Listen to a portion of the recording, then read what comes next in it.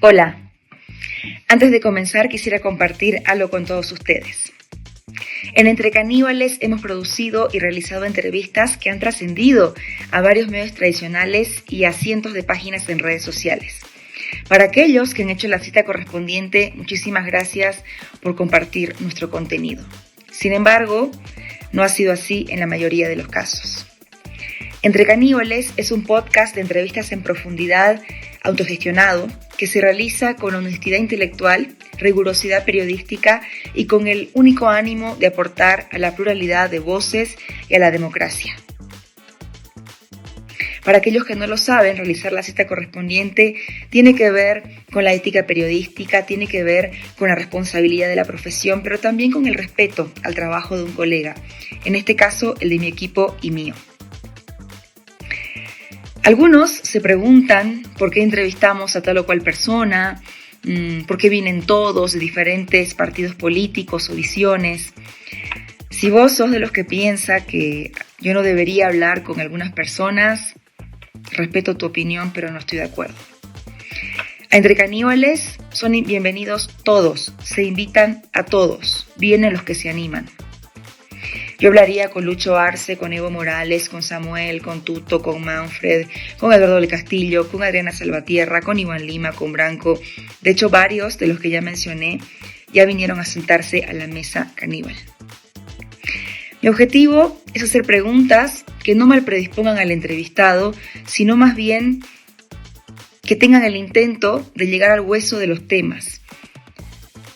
Los poderosos, los políticos, los empresarios, los líderes nos deben explicaciones de los hechos recientes de la historia de nuestro país. La única premisa que yo pongo cuando invito a alguien es que venga sin miramientos previos y que esté dispuesto a sentarse conmigo a conversar 1, 2 o 3 horas. Para nosotros ningún tema es tabú, nada tiene que incomodar, siempre con respeto, pero ningún tema está prohibido. Yo confío en que vos, que estás del otro lado, vas a escuchar las respuestas y vas a sacar tus propias conclusiones y vas a formar tu propia opinión. Uno de los objetivos de Entre Caníbales es ofrecer un producto de calidad periodística que nos permita a todos poner en tela de juicio nuestras certezas, al entrevistado, a vos y a mí. Pero si decidís quedarte, me comprometo a seguirte ofreciendo el contenido con la calidad y el estilo que ya conoces. Gracias a los más de 10.000 que ya integran la comunidad caníbal en todas nuestras redes sociales y también muchísimas gracias por las cerca de 20.000 horas de reproducción que ya tenemos en YouTube en tan solo 8 programas, porque son solo 8. Este es el número 9. Si quieres apoyar nuestro contenido, te invito a que le hagas clic al botón de regalos que está aquí abajo. Sigamos rompiendo esquemas. Sigamos haciendo preguntas entre caníbales. Y en relación a la entrevista que viene a continuación, la hemos dividido en 2 partes. Te dejo con la primera.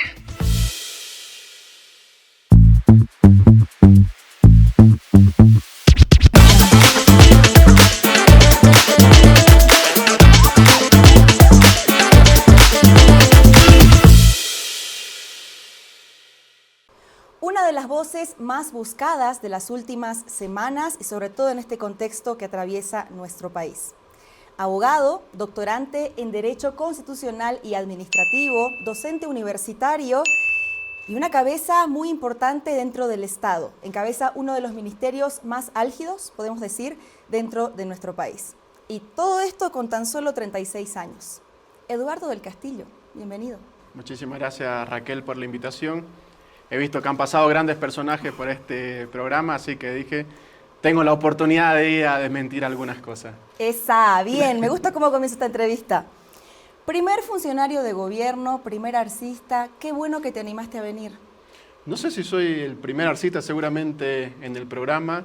Nos sentimos felices, nos sentimos cómodos, para poder seguramente contar cosas que no contamos en el día a día, así que estamos predispuestos a resolver cualquier interrogante.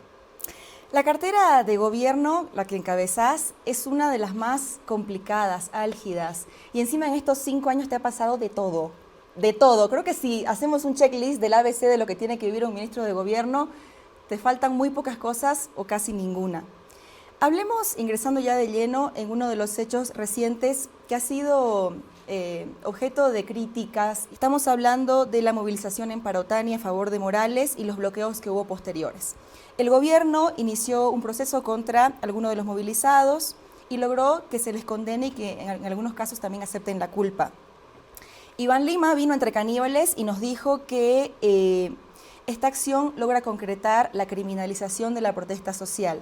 Eduardo del Castillo, ¿te sentís el verdugo de la protesta social?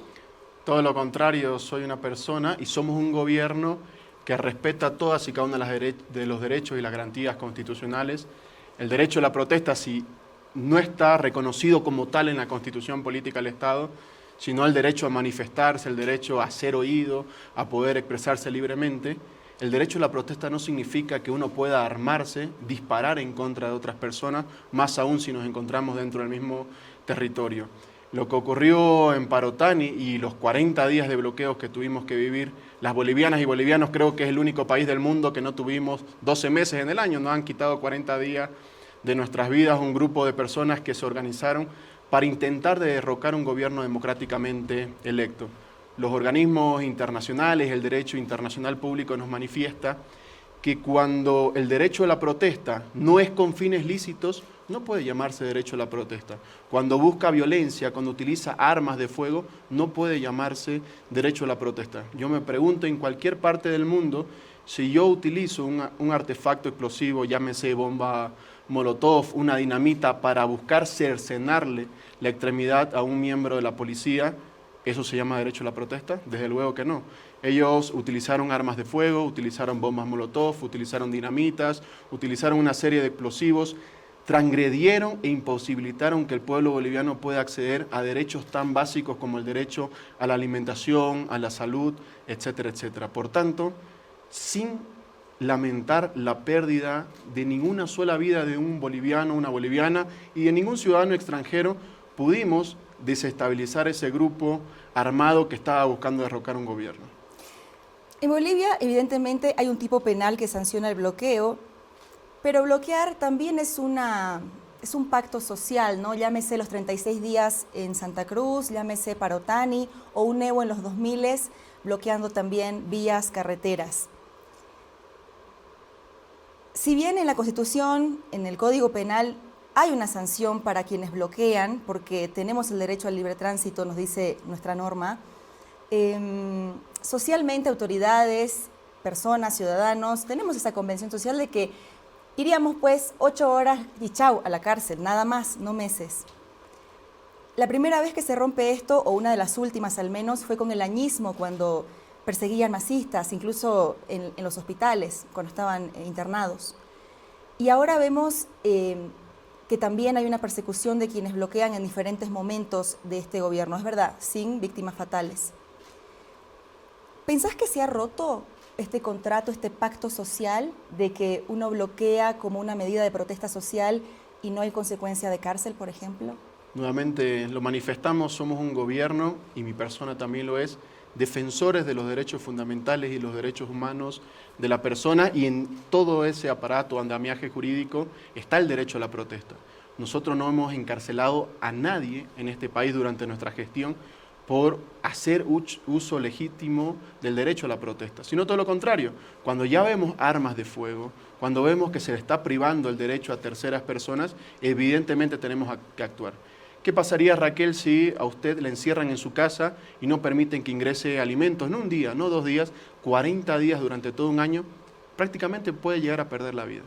Eso fue lo que le pasó a la gran mayoría de los cochabambinos, y las cochabambinas secuestraron a toda una población, casi 2 millones de habitantes que estuvieron secuestrados, que no pudieron unirse entre Oriente y Occidente, y lamentablemente ese grupo radical lo único que hizo fue hacer algo que criticó durante años, generar la media luna en nuestro país, no permitía que Oriente y Occidente puedan unirse y el centro del país lo tenía aislado con una serie de bloqueos criminales que no permitían a la gente que pueda alimentarse, no permitía que transiten libremente los combustibles o algo mucho peor aún, no llegaban las medicinas a los distintos hospitales en el departamento de Cochabamba y evidentemente teníamos que actuar con las normas que nos faculta o nos permite utilizar la Constitución Política del Estado y todo el andamiaje jurídico. Sin embargo, sí ha habido persecución de vueltas en víctimas fatales, pero ha habido persecución, se ha tirado a andar lo que nos dice la norma cuando ha habido otros intentos y ha habido otras protestas sociales en la historia de por lo menos este gobierno, ¿no? Si uno le pregunta al otro lado, tienen otra versión.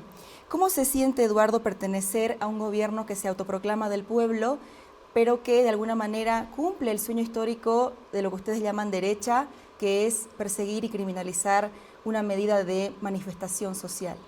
Nuevamente lo manifiesto, no hemos criminalizado ningún tipo de derecho, sino todo lo contrario, hemos dado todas y cada una de las condiciones materiales para que se puedan ejercer los derechos a plenitud en todo el territorio nacional.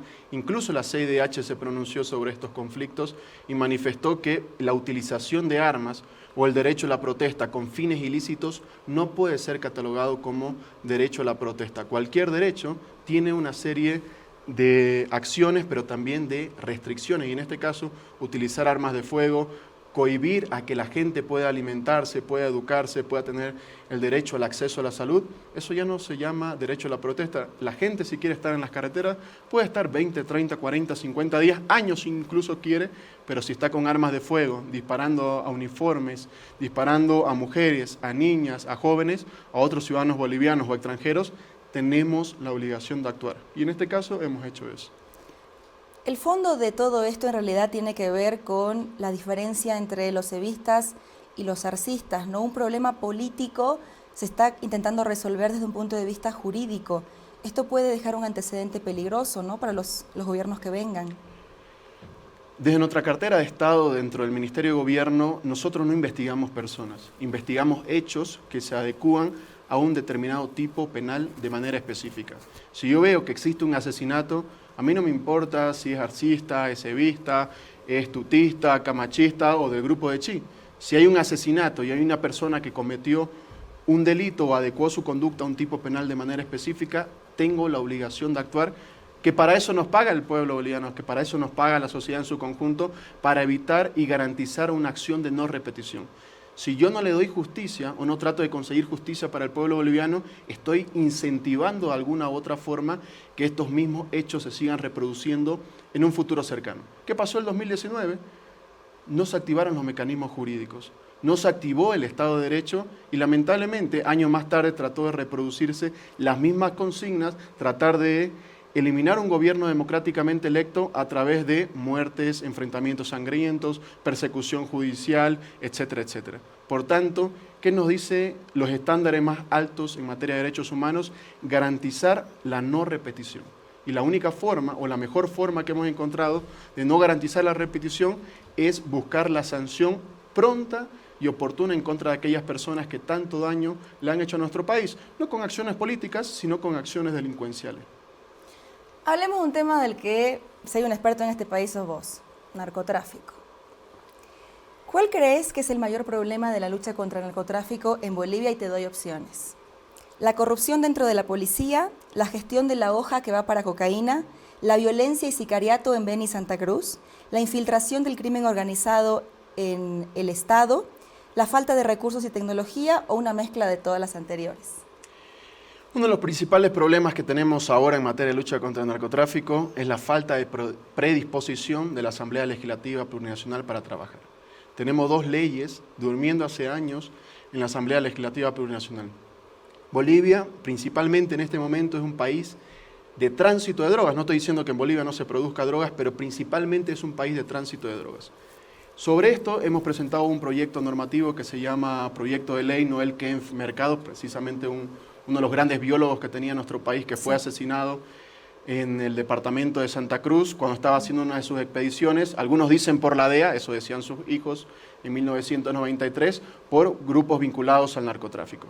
Y este proyecto de ley busca darle mayores herramientas jurídicas a los miembros o el talento humano dependiente de la Fuerza Especial de Lucha contra el Narcotráfico para que puedan actuar en un momento. ¿Qué pasa? Todo el tiempo encontramos avionetas, pero las matrículas son falsas, las identidades, todos los registros son falsos, y cuando queremos actuar, si las encontramos sin droga, no tenemos las herramientas jurídicas para poder confiscar esas avionetas, y como hay un vacío jurídico, ¿qué hacen los jueces? Dicen, hay que devolver la avioneta. Es como que la justicia el día de mañana diga, yo le voy a devolver un vehículo indocumentado, un vehículo chuto, para que siga cometiendo una serie de ilícitos dentro de nuestro país. Ese proyecto de ley también crea el CESET, un organismo, una comisión evaluadora de todo el talento humano dependiente de la FLN para buscar transparencia, permite la incorporación dentro de esa evaluación de organismos internacionales que no estén manchados en la vulneración de derechos humanos, que digan, queremos venir a Bolivia a coadyuvar al proceso de evaluación de todo el talento humano dependiente de la Fuerza Especial de Lucha contra el Narcotráfico. Hay evaluaciones físicas, evaluaciones psicológicas, evaluaciones psiquiátricas, evaluaciones psicosociales, incluso para ver el entorno familiar de ese miembro del grupo de élite de la policía boliviana que se llama la FLN. Por tanto, un proyecto de ley que va a atacar todos y cada uno de los males que mencionabas para poder trabajar de manera conjunta en el bienestar del pueblo boliviano, pero principalmente la comunidad internacional. ¿Para quiénes luchamos en contra del narcotráfico? Para otros países. Bolivia estos últimos años, gracias a las políticas que hemos empleado, han reducido el consumo de drogas lícitas e ilícita, y por tanto los pocos recursos que tenemos, los recursos económicos me refiero, los reinvertimos en la lucha contra el narcotráfico para que a otros países no les llegue la droga que pasa momentáneamente o coyunturalmente por nuestros países. Y aún así nosotros demostramos que tenemos un compromiso con la patria, con el pueblo boliviano y así también con la comunidad internacional. El otro problema en temas de narcotráfico es evidentemente la producción de drogas, principalmente en la región del trópico de Cochabamba. Hemos destruido más de 4.500 fábricas de pasta base de cocaína, más de 450 laboratorios de cristalización de clorhidrato de cocaína, de reciclaje, de producción de metanfetaminas, otro tipo de sustancias. Pero ¿cuál es el origen? No es enviar más policías, más militares, bombardear ni arrestar a todo el pueblo. Tenemos que controlar las sustancias químicas, que esas sustancias químicas no puedan transitar libremente por el país. Hemos enviado un proyecto de ley hace 3 años a la Asamblea Legislativa, fue aprobado hace 2 años en la Cámara de Diputados, y por alguna extraña razón no lo quieren abordar en la Cámara de Senadores. No quieren que se fiscalicen las sustancias químicas que son necesarias, tan útiles como la hoja de coca para la producción de drogas. La hoja de coca tenemos un control. ¿Por qué no podemos controlar el acetato de etilo, que es una sustancia específica para la producción de droga en nuestro país? Si la controlamos, le damos registro a la gente que la esté transportando libremente dentro del territorio nacional, las encarcelamos, prácticamente vamos a generar un desincentivo para estas organizaciones criminales que quieren apropiarse de ciertos territorios de nuestro país. La guerra contra las drogas comenzó más o menos, comenzó con Nixon. Estamos hablando de los 70s en Estados Unidos y fue impulsada por este gobierno en este momento histórico. ¿Qué pensás que pasó con la guerra contra las drogas? ¿Se perdió, se ganó, se empató? Es un fracaso.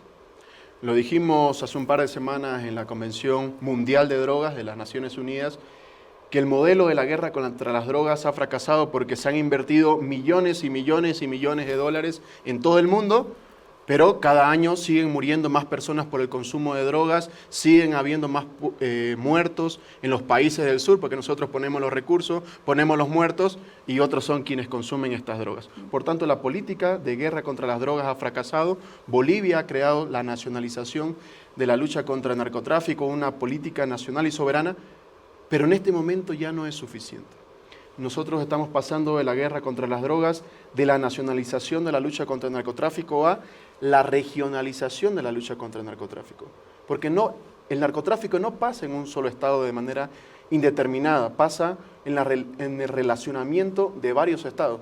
¿De qué me sirve a mí que en la gestión 2024 hayamos tenido el año con la mayor incautación de drogas en la historia de nuestro país?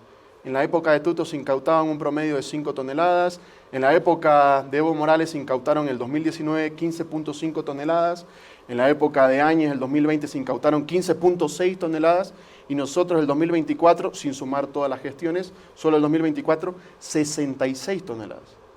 ¿De qué nos sirve eso si los financiadores de esos narcotraficantes están libres en otros países? Si quienes iban a recibir esas sustancias controladas están libres en este momento, de quienes compraban las avionetas para transitar libremente por nuestro territorio nacional, están libres en este momento. Por tanto, nosotros apostamos a la regionalización de la lucha contra el narcotráfico, de que todos los países, por pequeño o grande que sea el operativo que tenemos en nuestro país, debemos coordinarlo y traspasar esta información más allá de nuestras fronteras. ¿Se puede pensar en una legalización de las drogas en Bolivia y en el mundo? Creo que no es el momento. Creo que no es el momento.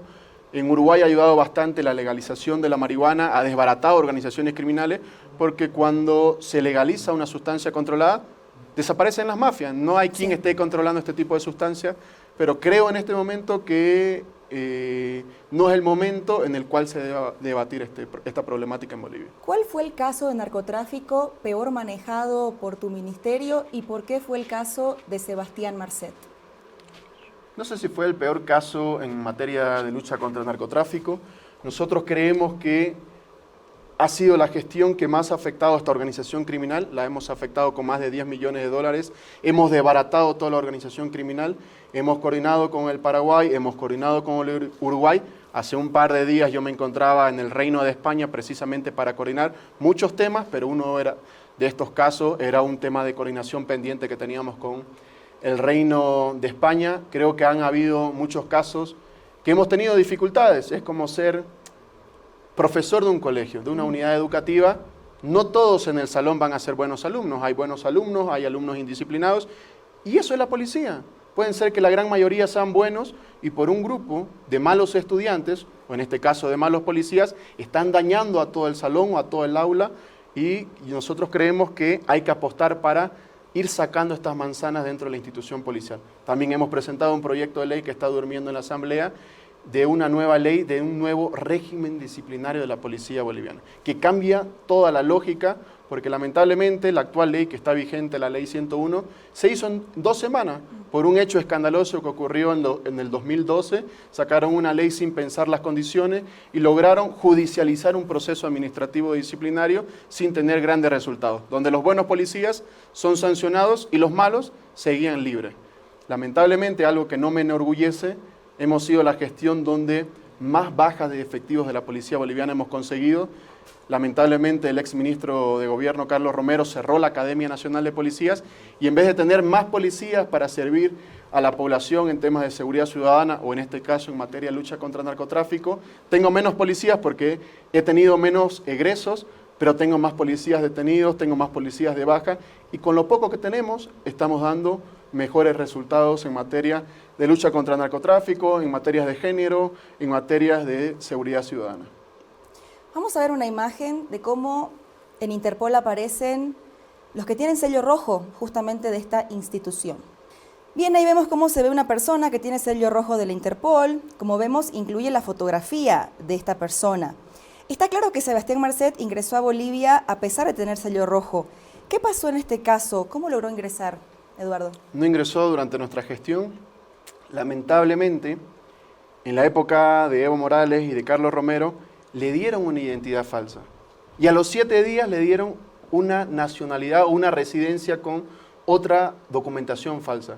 Entonces tenía distintas identidades dentro del territorio nacional. Es como que yo, en las bases de datos que tengo en nuestro país, estemos buscando a Raquel Orozco y yo nunca la encuentro porque no hay un registro de ella.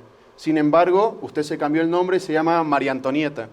Y yo con María Antonieta no tengo ningún registro. Eso fue lo que pasó con Sebastián Enrique Marcet en una reunión que teníamos con los ministros del Interior en la República de la Argentina. Esos ministros ya no se encuentran en funciones, pero viene el ministro del Uruguay, viene el ministro del Paraguay y me dice, Eduardo, tengo un uruguayo que lo está buscando Paraguay y que probablemente esté en Bolivia. A ver que venga el ministro de Paraguay y nos pusimos a comunicarnos y dicen, tenemos alguna información que podría estar en Santa Cruz. En ese momento yo le comunico al director nacional de inteligencia, le comunico al viceministro de régimen interior y policía y le comunico al director nacional de la lucha contra el narcotráfico, y a nadie le dije que se comuniquen entre ellos.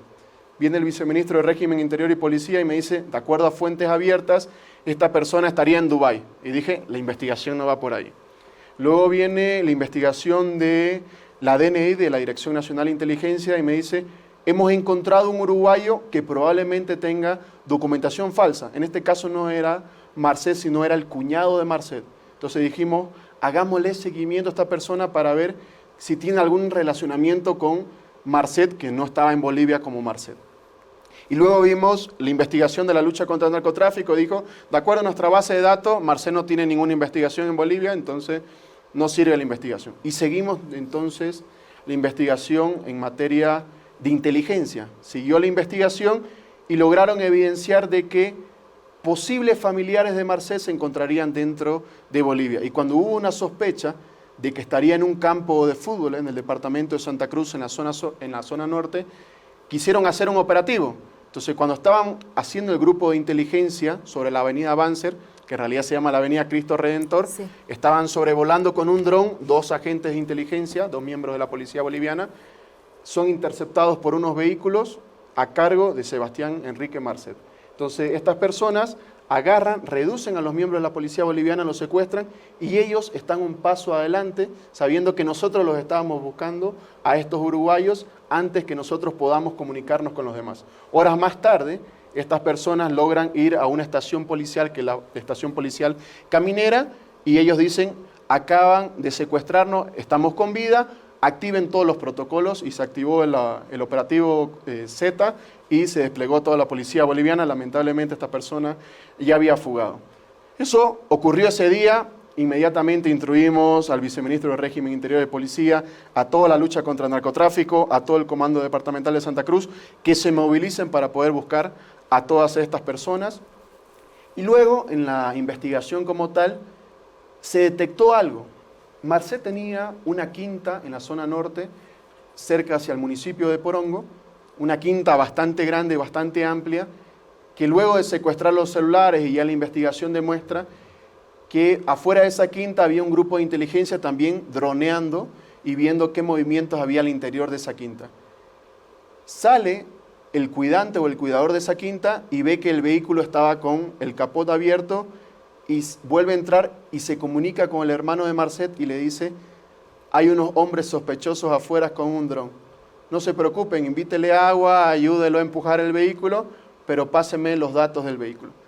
Ellos sabían 2 semanas antes que estábamos iniciando una investigación y en vez de que ese grupo de la Dirección Nacional de Inteligencia los esté siguiendo, ellos seguían al Grupo Nacional de Inteligencia, entonces siempre estuvieron 2 semanas antes de la Dirección Nacional de Inteligencia y es por eso que luego tomamos la decisión, después de los informes que se le dio al presidente, de remover al Director Nacional de Inteligencia, hacer algunos cambios y comenzar la investigación de cero que nos permitió una afectación de más de 10 millones de dólares americanos, la desorganización de toda esta estructura criminal, no solo en Bolivia, sino en Paraguay y en otros países de la región.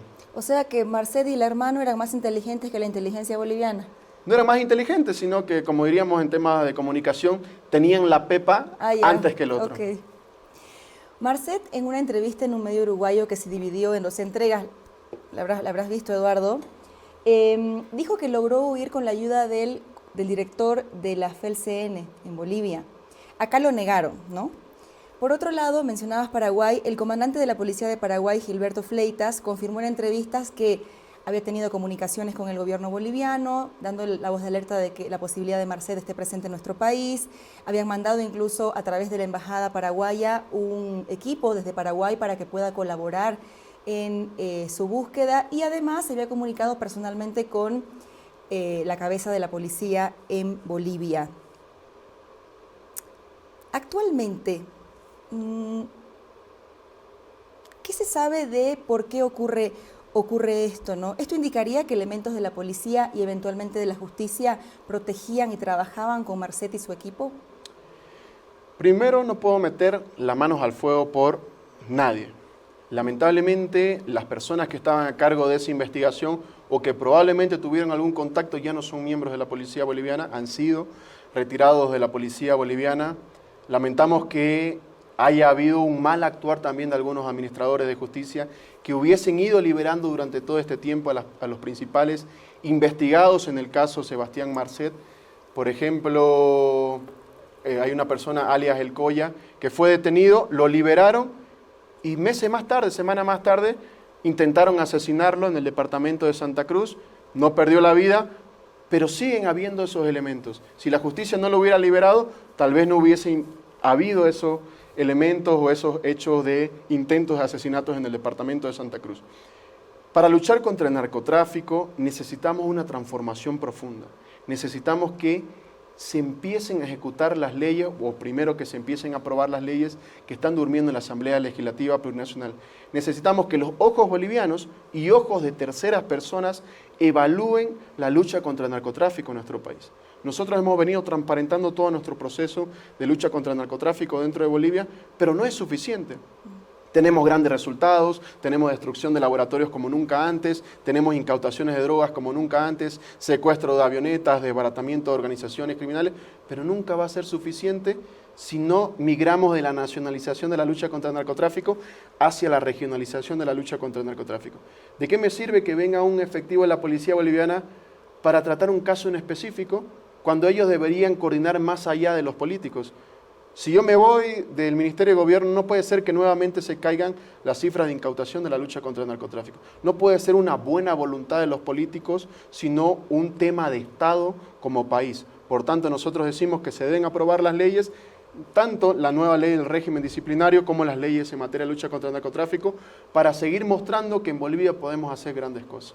Bueno, de cada una de las cosas que venimos hablando sobre el caso de Marcet, cómo entró al país, cómo consiguió el pasaporte, qué pasó a la hora de huir y lograr hacerlo, me venís respondiendo, ¿no? Todo esto, ¿cómo está en términos de investigación? ¿Cuántos procesos se abrieron? ¿Cuántos están en la cárcel por esto? ¿Estos policías que fueron apartados del servicio están en la cárcel? ¿Se les ha iniciado un proceso? ¿Cuál es la situación actual? Es bastante complicada la justicia en nuestro país, creo que eso no es un secreto a voces, sino es vox populi en todo el país. Al Ministerio de Gobierno lo han apartado del proceso más de 3 veces. Al Ministerio de Gobierno le dijeron, ustedes no son víctimas dentro del proceso, por tanto, tienen que retirarse. Primero nos retiró la Fiscalía, luego nos retiraron los jueces, y cuando nos retiraron los jueces, extrañamente, por no decir otras cosas, empezaron a liberar a algunas de las personas que habíamos presentado con todos los elementos de convicción para demostrar que eran parte de la organización criminal de Sebastián Marcet. Lamentablemente, después de meses de lucha y peleas con la justicia boliviana, a través de unas acciones de amparo, logramos volver al proceso a través de una acción de amparo, pero no reconocían esa acción de amparo. Tuvimos que hacer un recurso de queja y básicamente amenazar con procesar a fiscales y jueces en el departamento de Santa Cruz. Una vez volvimos al proceso, no liberaron a nadie más. Entonces, la salida del Ministerio de Gobierno intencional por algunos malos administradores de justicia permitió la liberación de ciertos actores políticos dentro de esta organización criminal. Felizmente, no se les ha devuelto el patrimonio porque no les alcanzó el tiempo hasta que el Ministerio de Gobierno vuelva a ser parte del proceso. No se les devolvió los 10 millones de dólares, no estoy diciendo el físico, sino todas las propiedades, todos los vehículos, todos los elementos que fueron adquiriendo a través de la organización criminal no les han sido devueltos y siguen siendo custodiados, en este caso, en la mayoría de los casos, por DIRCABI, que es la institución llamada por ley. Y actualmente, ¿cuánta gente apresada relacionada con Marcet hay? De los que no pudieron liberar, como me estás contando. Si podría usar mi celular ahorita, podría preguntar al equipo jurídico, no tengo el dato de memoria, pero sí hay una buena estructura dentro de la organización de Marcet, que algunos han sido sentenciados, como este cuidador, que demostró con su teléfono celular que le pasaba información al hermano de Sebastián Enrique Marcet. Actualmente la esposa de Marcet se encuentra detenida en el Reino de España y esto se debe a colaboraciones que tenemos con Paraguay y con Bolivia, que hemos solicitado la extradición formal. Esperemos ganarle a los paraguayos de conseguir esta victoria para que esta persona pueda rendir cuentas primero en la justicia boliviana. Con los problemas que tenemos, creemos que hemos venido avanzando. Era una persona que estaba siendo buscada desde el 2017 desde ese año no cumplo funciones yo en el Ministerio de Gobierno, pero hemos sido el país que más ha afectado a esta organización criminal, más que Paraguay, más que el Uruguay, más que el Brasil, incluso donde fue detenido también el hermano de Marcet y extrañamente también fue liberado en Brasil. Imagínense si en Bolivia hubiéramos detenido al hermano de Marcet y lo hubieran liberado a las 2 semanas. Hubiese sido un escándalo, en Brasil no sucedió eso. Carlos Romero en algún momento dijo que los ministros de gobierno por seguridad tenían un seudónimo. En entrevistas y en alocuciones que tuvo Marcet en sus redes sociales, decía que tu seudónimo era Sonia. ¿Era así? El seudónimo que yo tengo en la policía boliviana es otro y creo que no lo voy a decir en este momento. No, por supuesto. Pero el seudónimo Sonia que se inventaron, tengo yo 2 teorías. Primero, Marcet nunca lo dijo en ningún medio de comunicación, no lo dijo en una entrevista, no hay un audio sobre este tema, sino que fue un invento precisamente del señor Carlos Romero y toda su gente que le escribe un mensaje de texto desde un teléfono fuera del país a un periodista dentro del territorio nacional. Y le dice, publica esto urgente. Y le dice, el ministro de Gobierno, alias Sonia, entonces yo digo, ¿qué es esto, no? Y luego haciendo las indagaciones con el periodista me dicen, no hicimos el seguimiento y en realidad fue alguien ligado al levismo que puso este seudónimo. Pero en política, creo que todos estamos acostumbrados a tener un sobrenombre, algún nombre ficticio. Lo vemos con Quiroga, le dicen Bruto Quiroga, le dicen Kiko. A otro candidato le dicen el Kencha, el Malagüero. A Chi le dicen Mr. Chao. Tiene bastantes apodos. Al expresidente le dicen Pebófilo Drogales. Podríamos hablar de muchos apodos y creo que en la política, cuando una vez tomamos la decisión de ingresar, sabemos que esto puede pasar, así que tampoco nos incomoda. Pero sí tienen los ministros de gobierno un seudónimo, que obviamente por seguridad no lo vamos a decir, pero sí existe esa figura. No los ministros de gobierno, sino todos los personajes vinculados a seguridad por sí interceptan algún radio de comunicación. Por ejemplo, la gran mayoría de mi equipo de seguridad, yo no conozco sus nombres reales. Todos tienen un seudónimo que yo no sé su verdadera identidad. Entonces, cuando se comunican por radio, dicen, está llegando Marcelo, está llegando Oliver, estamos sacando a tal persona de tal instalación. No dicen tampoco la instalación, tienen código las instalaciones y constantemente van cambiando las claves por temas de seguridad. Son protocolos que maneja la UCEDI, que es la unidad de altos dignatarios de Estado, por un tema de seguridad. Lo hacen con las autoridades locales y con las autoridades internacionales que coyunturalmente se encuentran en el país. Por tanto, el seudónimo que me vaya a poner la policía boliviana o mi grupo de seguridad va cambiando cada 2 meses, cada 3 meses. Hay muchos graciosos, por supuesto. ¿Alguno que se pueda compartir que ya no se use? No, ninguno. Seguramente en alguna oportunidad va a salir. Por sí o por no, Eduardo, ¿hay crimen organizado internacional en Bolivia en este momento? El narcotráfico no es un tema solo de Bolivia y por tanto operan otras organizaciones criminales dentro del país, evidentemente. Entonces, este crimen organizado internacional que opera en Bolivia está relacionado con las drogas. ¿Hasta qué punto operan en Bolivia? Principalmente, estas organizaciones criminales son organizaciones criminales que no tienen una presencia definida o territorial permanente en nuestro país. Son personas que vienen por encargo específico, es decir, he encontrado una nueva ruta hacia el Uruguay, al Paraguay, Brasil, Argentina, Chile, Perú, etcétera, etcétera, y dicen, necesito 1 tonelada, media tonelada, 300 kilos, vienen, operan a Bolivia, se van con su paquete, y si les va bien, si es que no los aprenden, retornan cada cierto tiempo. Por eso, hay gente que no entiende cómo se maneja el tema del narcotráfico en Bolivia y en el mundo. Hay gente que me preguntan, sus colegas, y me dicen, ministro, ¿cuál es la capacidad de este laboratorio de drogas? Y yo le digo, entre 80 a 100 kilogramos día. O sea que en un mes han producido 30.000 toneladas. No funciona así el laboratorio. No es como una panadería que está 24 horas ahí produciendo panes, sino que es en base a encargos específicos. Por tanto, estas personas van a determinados sectores, a laboratorios que hemos encontrado documentación suficiente que los activan o los alquilan a ciertas organizaciones criminales, producen sus sustancias controladas y se retiran del país. Otras organizaciones criminales se asientan en nuestro país temporalmente para construir pistas clandestinas, utilizarla, abastecerse de combustible, de avigas y irse hacia el Brasil, Paraguay, Argentina, etcétera, etcétera. En México, Colombia, Brasil, Perú, hemos visto que El narcotráfico siempre está casado con violencia y en Centroamérica y México con bastante violencia. Si bien en Bolivia no es generalizado, como en otros países como México, que sí realmente tiene niveles de violencia terribles, hay algunos municipios que han sido víctimas de violencia. En relación al narcotráfico / violencia, ¿en qué situación nos encontramos? El principal problema que tenemos en Bolivia en cuanto a la violencia va enraizado a los países limítrofes de la región. La violencia la importamos del Perú, principalmente, y del Brasil. ¿Dónde ocurre la mayor cantidad de asesinatos? En los municipios limítrofes con la República Federativa del Brasil, con esos 4 grandes estados que tiene el Brasil limítrofe, con nuestros 3 departamentos, Pando, Beni y Santa Cruz, ocurren los asesinatos.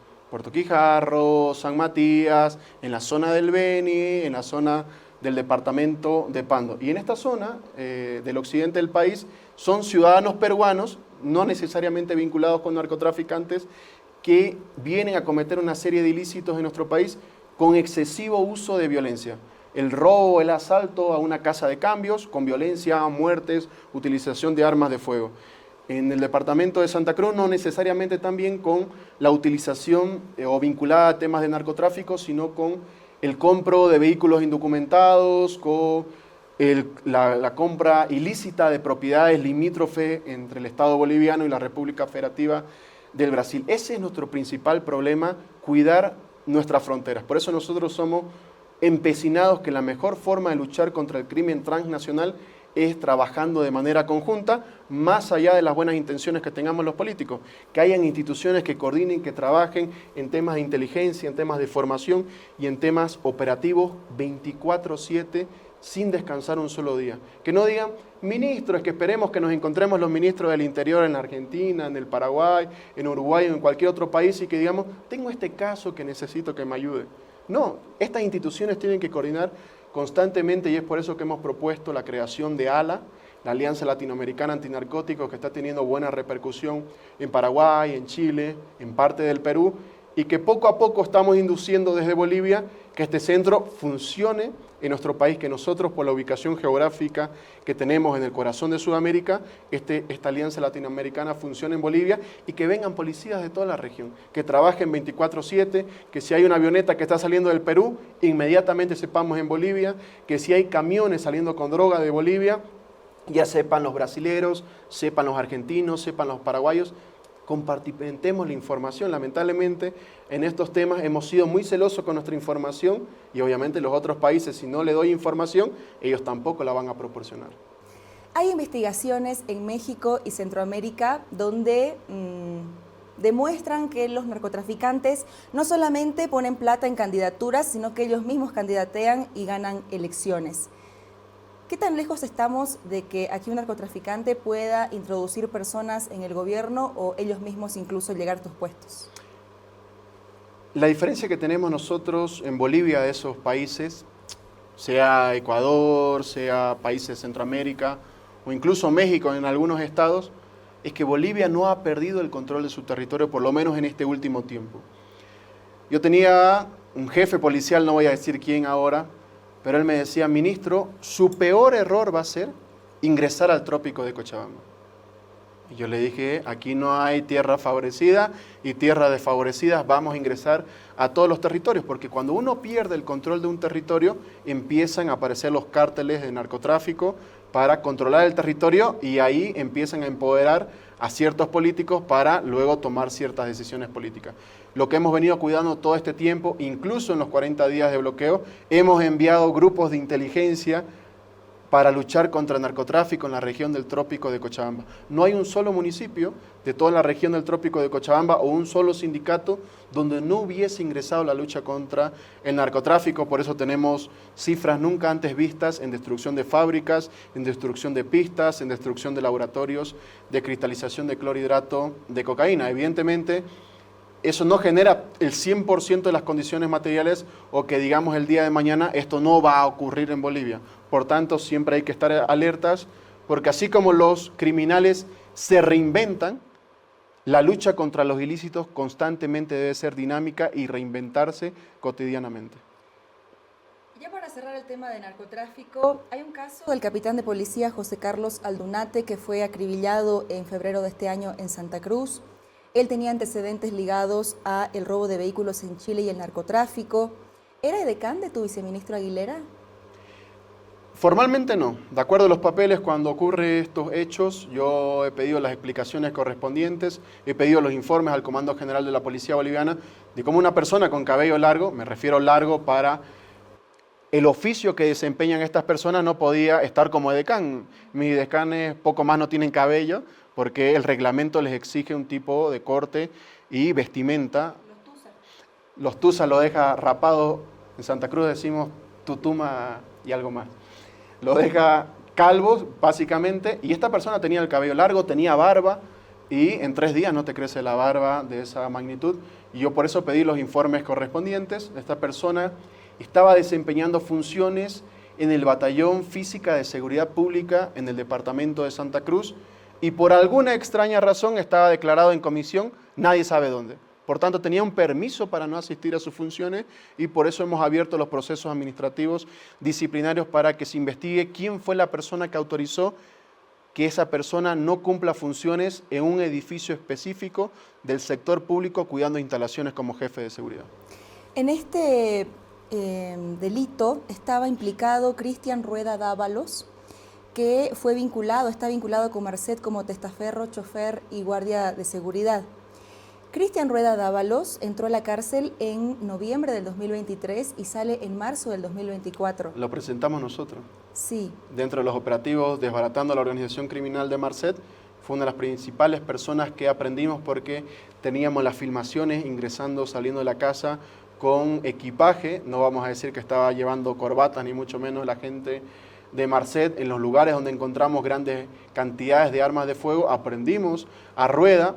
Casualmente, el hermano de Cristian Rueda también es piloto que trabajaba para esa organización criminal, y cuando la justicia y el Ministerio Público nos aparta del proceso penal, casualmente lo liberan. Cuando volvimos, nos costó mucho hacerlo volver, pero de acuerdo a nuestras investigaciones, Rueda y otro grupo de personas ya no estaría trabajando para Marcet, sino para otra persona que también presentamos, que ha sido también liberada lamentablemente por la justicia boliviana. ¿Y cómo es que los liberan tan fácil, tan rápido? Eso deberíamos preguntarle a los jueces, deberíamos preguntarle a los nuevos magistrados del Tribunal Supremo de Justicia, ¿por qué no desarrollan una política para limpiar con esos malos jueces que están liberando narcotraficantes en nuestro país? Por eso nosotros presentamos un proyecto de ley denominado Lo ajeno no se toca, como una semilla para transformar la justicia penal en Bolivia. Si yo tengo las pruebas suficientes, ¿por qué tengo que hacer un proceso penal de 2-3 años donde los medios de comunicación se olviden del caso y cuando ya nadie hable del caso empiecen a liberar a los delincuentes? Nosotros dijimos, si esto no funciona con los delitos de robo agravado, hurto, abigeato, entre otros, los delitos contra la propiedad, tenemos que aplicar la misma fórmula para luchar contra el narcotráfico. Yo no entiendo cómo hay jueces que se animan en Bolivia, que le hemos presentado a personas que estaban piloteando una aeronave siniestrada con un acompañante al lado y con 500 kilogramos de cocaína en la espalda. No puedo decir que vino un hada mágica y tiró el polvito mágico, sino todo lo contrario. Aquí hay narcotraficantes que estaban utilizando el suelo boliviano para transportar cocaína y cuando pasan 3 meses vienen los jueces y dicen no hay elementos suficientes y necesitamos liberar a estos narcotraficantes. Por tanto, para transformar todo esto, no solo necesitamos la aprobación de estas leyes, sino un compromiso de los nuevos magistrados en la justicia boliviana de limpiar su casa. Felizmente yo he escuchado al nuevo presidente del Tribunal Supremo de Justicia que dice la justicia está por los suelos y es una obligación nuestra para con el pueblo boliviano de limpiar nuestra casa y esperemos que en el menor tiempo posible logre este joven profesional de Santa Cruz cumplir sus objetivos y darle una esperanza a la gente que día a día batalla con estos malos administradores de justicia. Siendo ministro de gobierno, uno se hace muchos enemigos, Eduardo. ¿Alguna vez tuviste miedo por vos o por tu familia? Por mi familia bastante. ¿Has recibido amenazas? Muchas. ¿Una por semana? ¿Cada media hora? No las cuento. Son demasiadas. No las cuento, hay algunas que no le doy la importancia suficiente, sin embargo, cuando se trata de mi familia, de mis hijas principalmente, sí le pongo mayor seriedad, ¿no? En alguna oportunidad algún político ha amenazado a una de mis hijas y no está detenido ni preso, pero le hice saber que yo al día siguiente renuncio y voy a acceder a todos los mecanismos que me establezca el ordenamiento jurídico para actuar con todo el peso de la ley. No como ministro, sino como padre de mis hijas. Y amenazas que no son de colegas de la política, sino el crimen organizado, el narcotráfico, delincuencia o policías que has metido presos, has apartado por estar relacionados con corrupción. El día a día. El día a día, cada vez que presentamos a un mal policía, le damos de baja, en muchos casos no genera una amenaza. En otros casos empiezan a aparecer las cuentas falsas que escriben a tu teléfono, escriben a tus redes sociales, que te mandan fotografía de tus vehículos en los cuales te desplazás o te mandan fotografía tuya en el aeropuerto.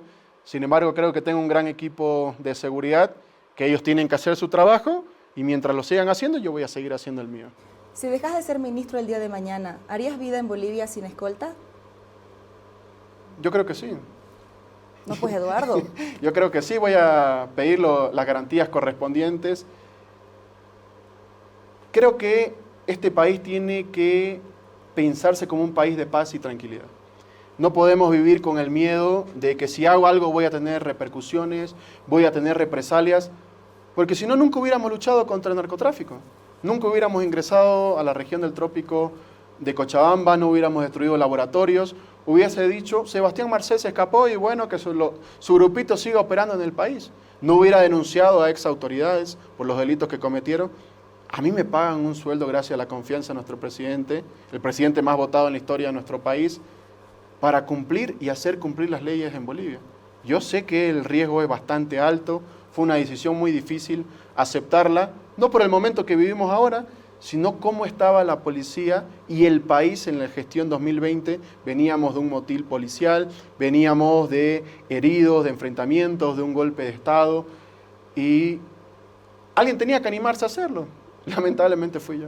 Lamentablemente. Fue una decisión que no sé si será la mejor en mi vida, pero donde he estado, siempre he tratado de hacer lo mejor posible para demostrar que los jóvenes podemos asumir cualquier tipo de responsabilidad. Cuando yo era más joven, cuando era más changuito, como decimos, habían algunos diputados jóvenes y algunas personas que el ex gobierno le dio una oportunidad. Lo hicieron tan mal que la sociedad dijo la juventud no está preparada para asumir un cargo de responsabilidad.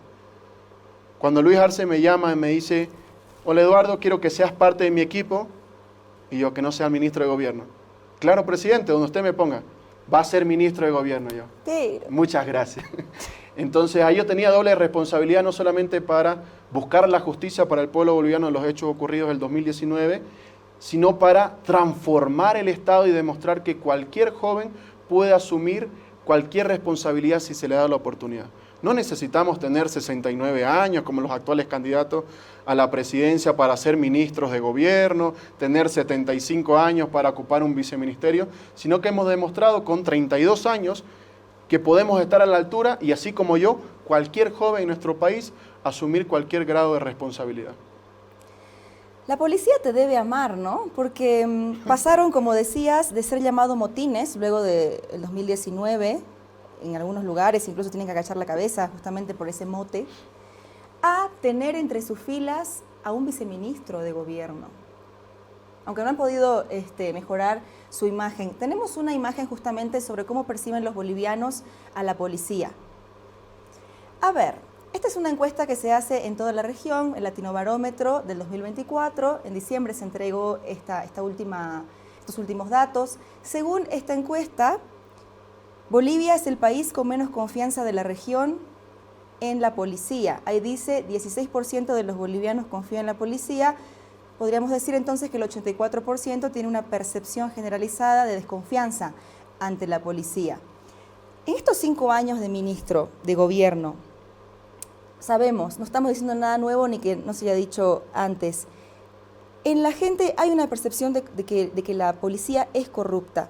En estos 5 años, ¿qué medidas has tomado que crees que sí han podido ver la luz y ser exitosas? Bastante. Las 3 más importantes. Primero que hemos demostrado que no hay impunidad dentro de la policía boliviana. Si un policía se anima a tocar a una mujer golpeándola, violándola, etcétera, etcétera, va a la cárcel y es apartado de la policía boliviana. Si un policía confabuló para derrocar un gobierno democráticamente electo, adecuó su conducta más allá de lo que establece la Constitución Política del Estado, que no pueden ser parte activa de la política de nuestro país, tiene que ser apartado de la policía boliviana. Si hay un policía que está metido en robos, en narcotráfico o en cualquier otro hecho, es apartado de la policía boliviana. Eso hemos ido trabajando durante todo este tiempo y yo me meto de lleno a los procesos. Veo que las cosas se hagan en regla, que vaya funcionando la justicia en nuestro país. Antes, y hay casos muy graciosos que en realidad a mí no me causan gracia, pero sí me molestaban, pero cuando lo cuento sí causan gracia. Hay gente que cuando daba sus exámenes de ascenso no podía hacer ni siquiera 16 abdominales y cuando los aplazaban en su examen de ascenso presentaban una acción de libertad diciendo mis instructores me están persiguiendo políticamente, ganaban la acción de libertad y decían, bueno, el postulante X hizo 16 abdominales, entonces que haga 4 abdominales en 1 minuto. Cualquiera puede hacer 4 abdominales en 1 minuto y entonces nosotros dijimos, esto no puede seguir pasando en Bolivia. Y hemos venido trabajando en el aspecto físico, hemos cambiado el uniforme para brindar mayor seguridad, hemos hecho estudios técnicos, científicos con toda la policía boliviana y hemos ido cambiando algunos criterios dentro del uniforme, hemos cambiado el aspecto físico, no el aspecto que quisiéramos en este momento, pero también estamos actuando con el ejemplo. Yo no les podía exigir cuando estaba pesando 105 kilogramos como ministro de gobierno, entonces dije, yo me pongo en forma y les exijo a la policía boliviana también ponerse en forma, y ahora cuando uno almuerza con ellos, ya la discusión es, ¿cuánto estás pesando? ¿Cuánto bajaste? ¿En qué gimnasio estás inscrito?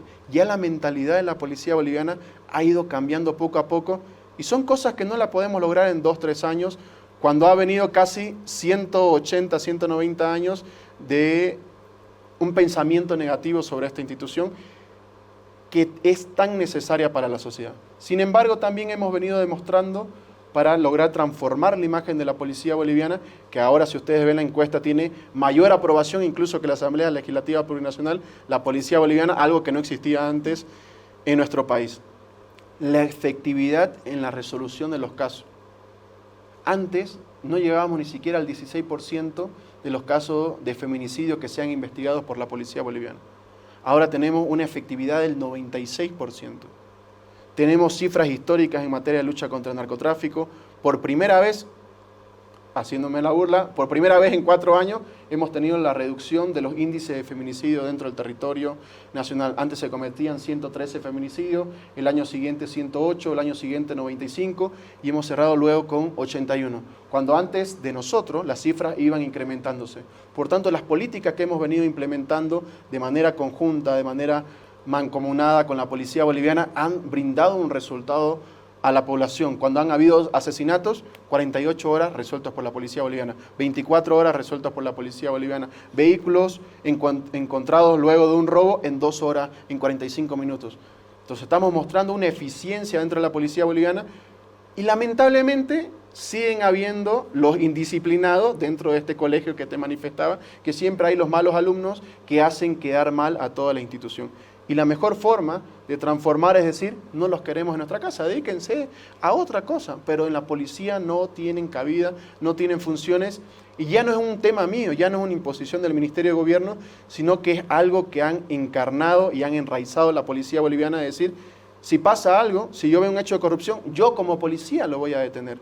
Antes había un sentimiento de paternalismo que todas y todos se cuidaban, ahora es no me vas a hacer quedar mal porque yo soy policía, yo llevo a mis hijos al colegio y quiero que los compañeritos de mi hija se sientan orgullosos de que tienen un héroe dentro de su familia, dentro de su casa. Por tanto, la policía boliviana está luchando constantemente, diariamente, para sacar a esos malos dentro de la institución.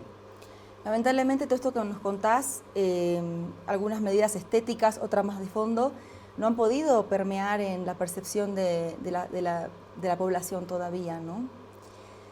En perspectiva electoral, el narcotráfico muy probablemente esté. De hecho, no va a faltar el candidato que opine que la DEA tiene que volver. Vos, 5 años de ministro, ¿no? Siendo parte de este Estado, además. ¿Pensás que la DEA tiene que volver, sí o no, y por qué? No, rotundo no, porque Cuando ha estado en Bolivia, no sé cómo habrá estado en otros países, pero cuando ha estado en Bolivia, no ha rendido un solo fruto en nuestro país. Ha criminalizado a los campesinos productores de la hoja de coca, no ha reducido los cultivos excedentarios de la hoja de coca, sino que se han quintuplicado mientras estaba la DEA en nuestro país. Te contaba hace un momento, los hijos de Noel Kempf Mercado en 1993, en una tapa de periódico decían, la DEA estuvo involucrada en la muerte de mi padre. Entonces, el paso por la DEA, los hechos de corrupción, no ahora solo en Bolivia, sino en otros países de la región, incluso en Estados Unidos, son mucho más inverosímiles de lo que ocurre dentro de la policía boliviana en nuestro país. Y sin ellos hemos tenido mejores resultados que con la DEA, que con su presencia en nuestro país. Hemos demostrado que con una política soberana tenemos más y mejores resultados. Antes la DEA eran los que definían qué pasaba en la lucha contra el narcotráfico y casualmente no encontraban a nada ni a nadie, pero seguían operando los laboratorios en todo el país. Cambiemos de tema rotundamente. Economía, Eduardo. Luego de 20 años de gobierno, por supuesto, hay una percepción desanimada. Suele suceder en los gobiernos que ganan elecciones y, bueno, se mantienen durante varios lustros. Tenemos 3 cuadros del mismo Latinobarómetro en relación a la economía. Bien, el primero tiene que ver con la situación económica actual del país. Según el Latinobarómetro del 2024, Bolivia es el país con la evaluación favorable de la economía más baja de la región, vemos solo un 2%. Vamos a ir con la siguiente imagen, es decir que un 98% pensaría que tiene una percepción negativa de la economía boliviana. La siguiente pregunta tiene que ver con el progreso del país. Los bolivianos, solamente el 5% de los bolivianos creen que el país está progresando, o sea que el 95% creen que no lo está haciendo. Y por último, cuando se les consulta por si los cambios deben ser radicales, el 40% de los bolivianos considera que el país debería cambiar radicalmente. En gran parte, Arce gana las elecciones porque se confiaba en su conocimiento de economía, ¿no? Se presentaba como el padre de un modelo exitoso. Ahora estamos en una grave crisis económica que incluso él ha manifestado días atrás. Esta percepción que vemos también en el Latinobarómetro muestra un poco también cómo piensa la gente actualmente de la economía. ¿Pensás que el gobierno de Arce ha fracasado? Si yo te pregunto, Raquel, ¿te gustaría ganar más plata? La respuesta va a ser evidentemente que sí. Si yo te pregunto que si los asesinos y los violadores de niñas y niños deberían estar en la cárcel, la respuesta va a ser que sí. Entonces, depende cómo enfoquemos una encuesta, vamos a tener las respuestas correspondientes. Si yo veo que en el país hay filas por combustible, si yo veo que en el país hay escasez de divisas, yo le voy a preguntar, ¿quiere cambiar la situación? Evidentemente, todos van a decir que sí. Pese a todos los problemas que hemos tenido, llámense 36 días, llámense 40 días, llámense 26 de junio con tanques en la plaza, ya vamos a hablar de eso. Llámese boicot en la asamblea o corralito de la asamblea, seguimos vivos, seguimos de pie, seguimos con un gobierno intacto en funciones. Si nosotros hacemos una retrospectiva de los últimos 30 años en nuestro país, nadie ha culminado, o estos últimos años, nadie ha culminado un periodo constitucional saliéndose por las buenas. Giannini no cumplió 5 años, Evo salió por las malas, Carlos Mesa no cumplió, Rodríguez Belcé no cumplió 5 años, Tuto Quiroga no cumplió, Banzer se murió, tampoco cumplió, y podríamos hablar desde 1997, entonces estamos haciendo algo heroico. Si ustedes revisan los medios de comunicación, las tapas, los periódicos, hacen una revisión de lo que ocurría el 2021-2022, fuimos el primer país en superar la pandemia.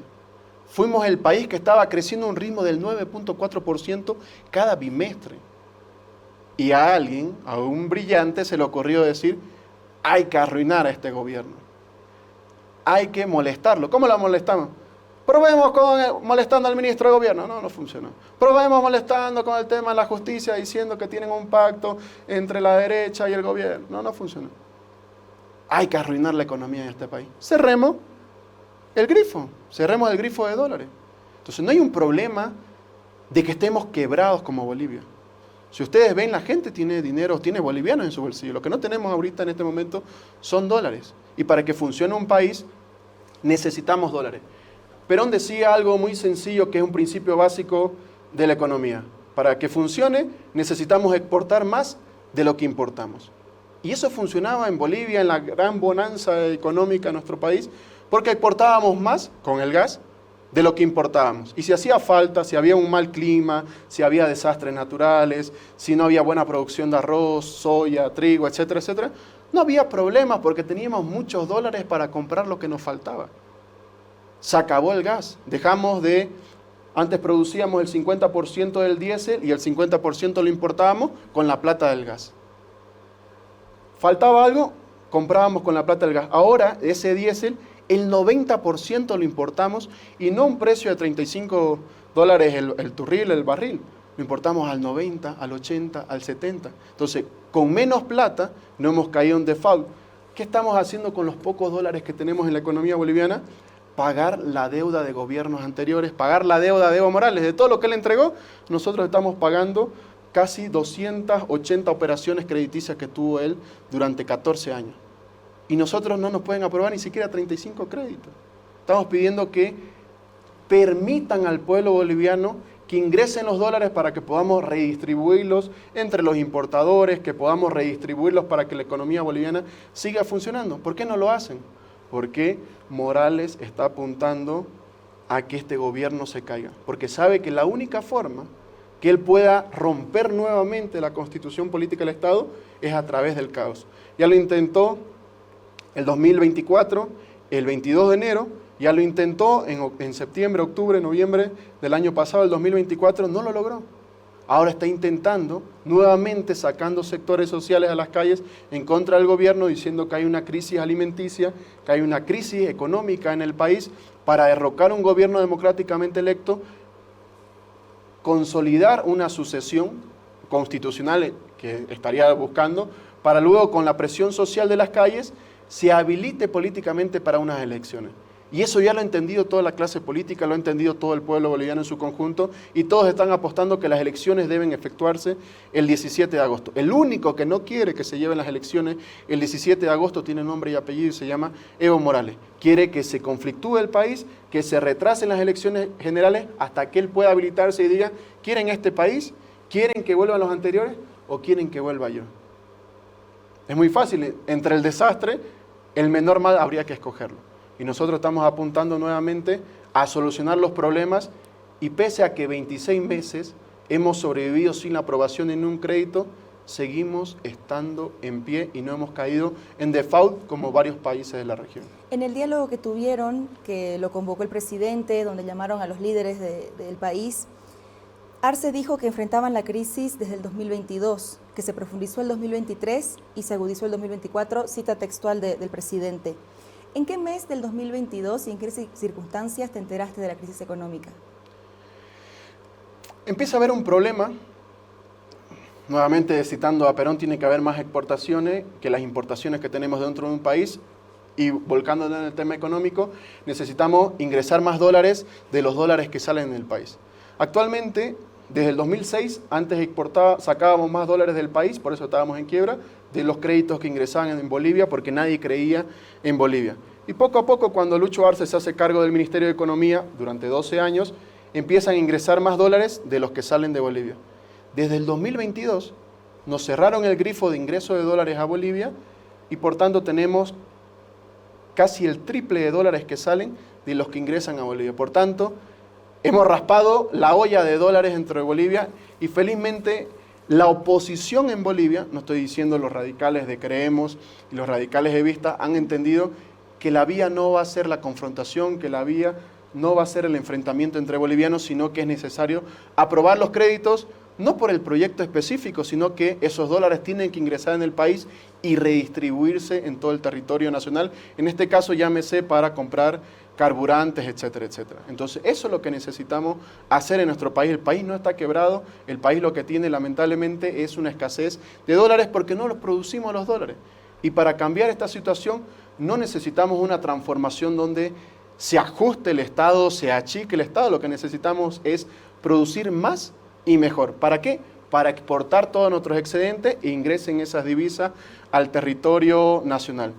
Lo que no se hizo, ya lo ha dicho el presidente, lo venimos diciendo en el gobierno durante 14 años, es cuidar la nacionalización por la cual luchó el pueblo boliviano, por la cual arriesgaron su vida el pueblo alteño y la gran mayoría del pueblo boliviano en la gestión 2003, que construyeron un nuevo proyecto político y no se cuidó la nacionalización. Se gastó el gas que se tenía en Bolivia, no se invirtió en nuevos pozos, en nuevas exploraciones en Bolivia. ¿Qué hicimos nosotros? Detectamos el problema y ya encontramos un megacampo en Mayaya.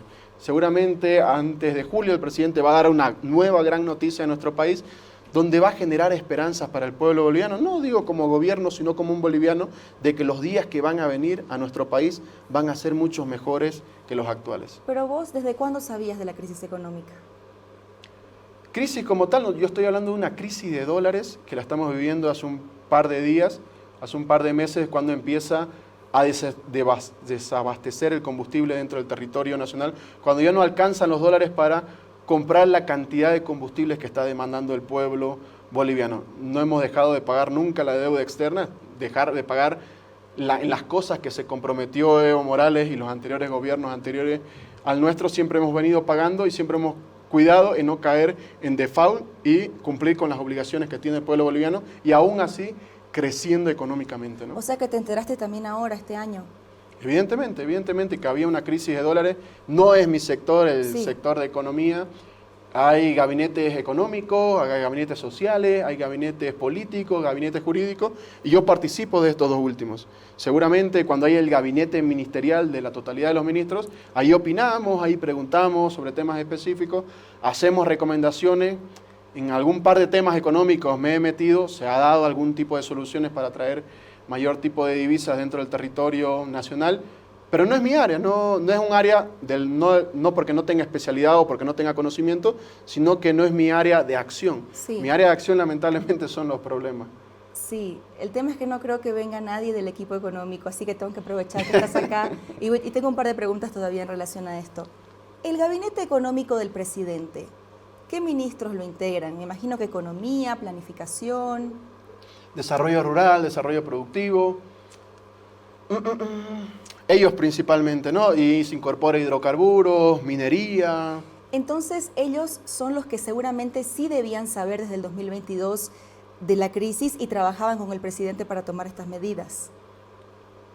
Es algo que deberán preguntarle a ellos, no es mi tema en específico, así que no puedo responder por terceras personas. Hablando como boliviano, ¿no pensás que los bolivianos nos merecíamos saber desde el 2022 que se venía una crisis, incluso que puedan socializar, que se nos acababan los dólares? No sé, sabemos que la crisis económica está relacionada con el tema de los hidrocarburos, quitarle la subvención de forma escalonada, de a poco, para, no sé, de incluso decir, el 2024 se viene una crisis, tenemos que tener un plan. ¿No pensás que merecíamos saberlo? Es que el problema no es ese. El problema, evidentemente, de la subvención de los hidrocarburos genera un déficit en la gestión como tal, de un 12-13%, del 12%, y la subvención corresponde a un 13% como tal. Pero el problema no es ese. Aquí tienen un vaso de agua que puede costar 4 bolivianos. Te lo vendo a 10 porque no hay otro vaso de agua y lo vas a comprar a 10 bolivianos. El problema no es ese. El problema es que para yo traer este vaso de agua necesito dólares en el exterior. No me importa si en Bolivia me pagás 10, 15, 20, 50 bolivianos. El problema en este caso no es la subvención. El problema no es que tengamos dinero en Bolivia. El problema es que no tenemos las divisas correspondientes. Y este tema lo venimos anunciando hace años, no lo anunciamos hace ahora. Yo me acuerdo de una entrevista en el departamento de Santa Cruz, porque a veces nos metemos a otros temas sin que nos llamen. Veíamos cómo el 2014 Bolivia tenía en cajas y bancos, en ahorro, 15.000 millones de dólares. 2 años más tarde bajó a 10.000 millones de dólares. Y fueron justo en esos años donde más se endeudó el país. ¿Qué hicieron con tanta plata? Y uno dice, 2016, ¿qué hubo el 2016? 21F.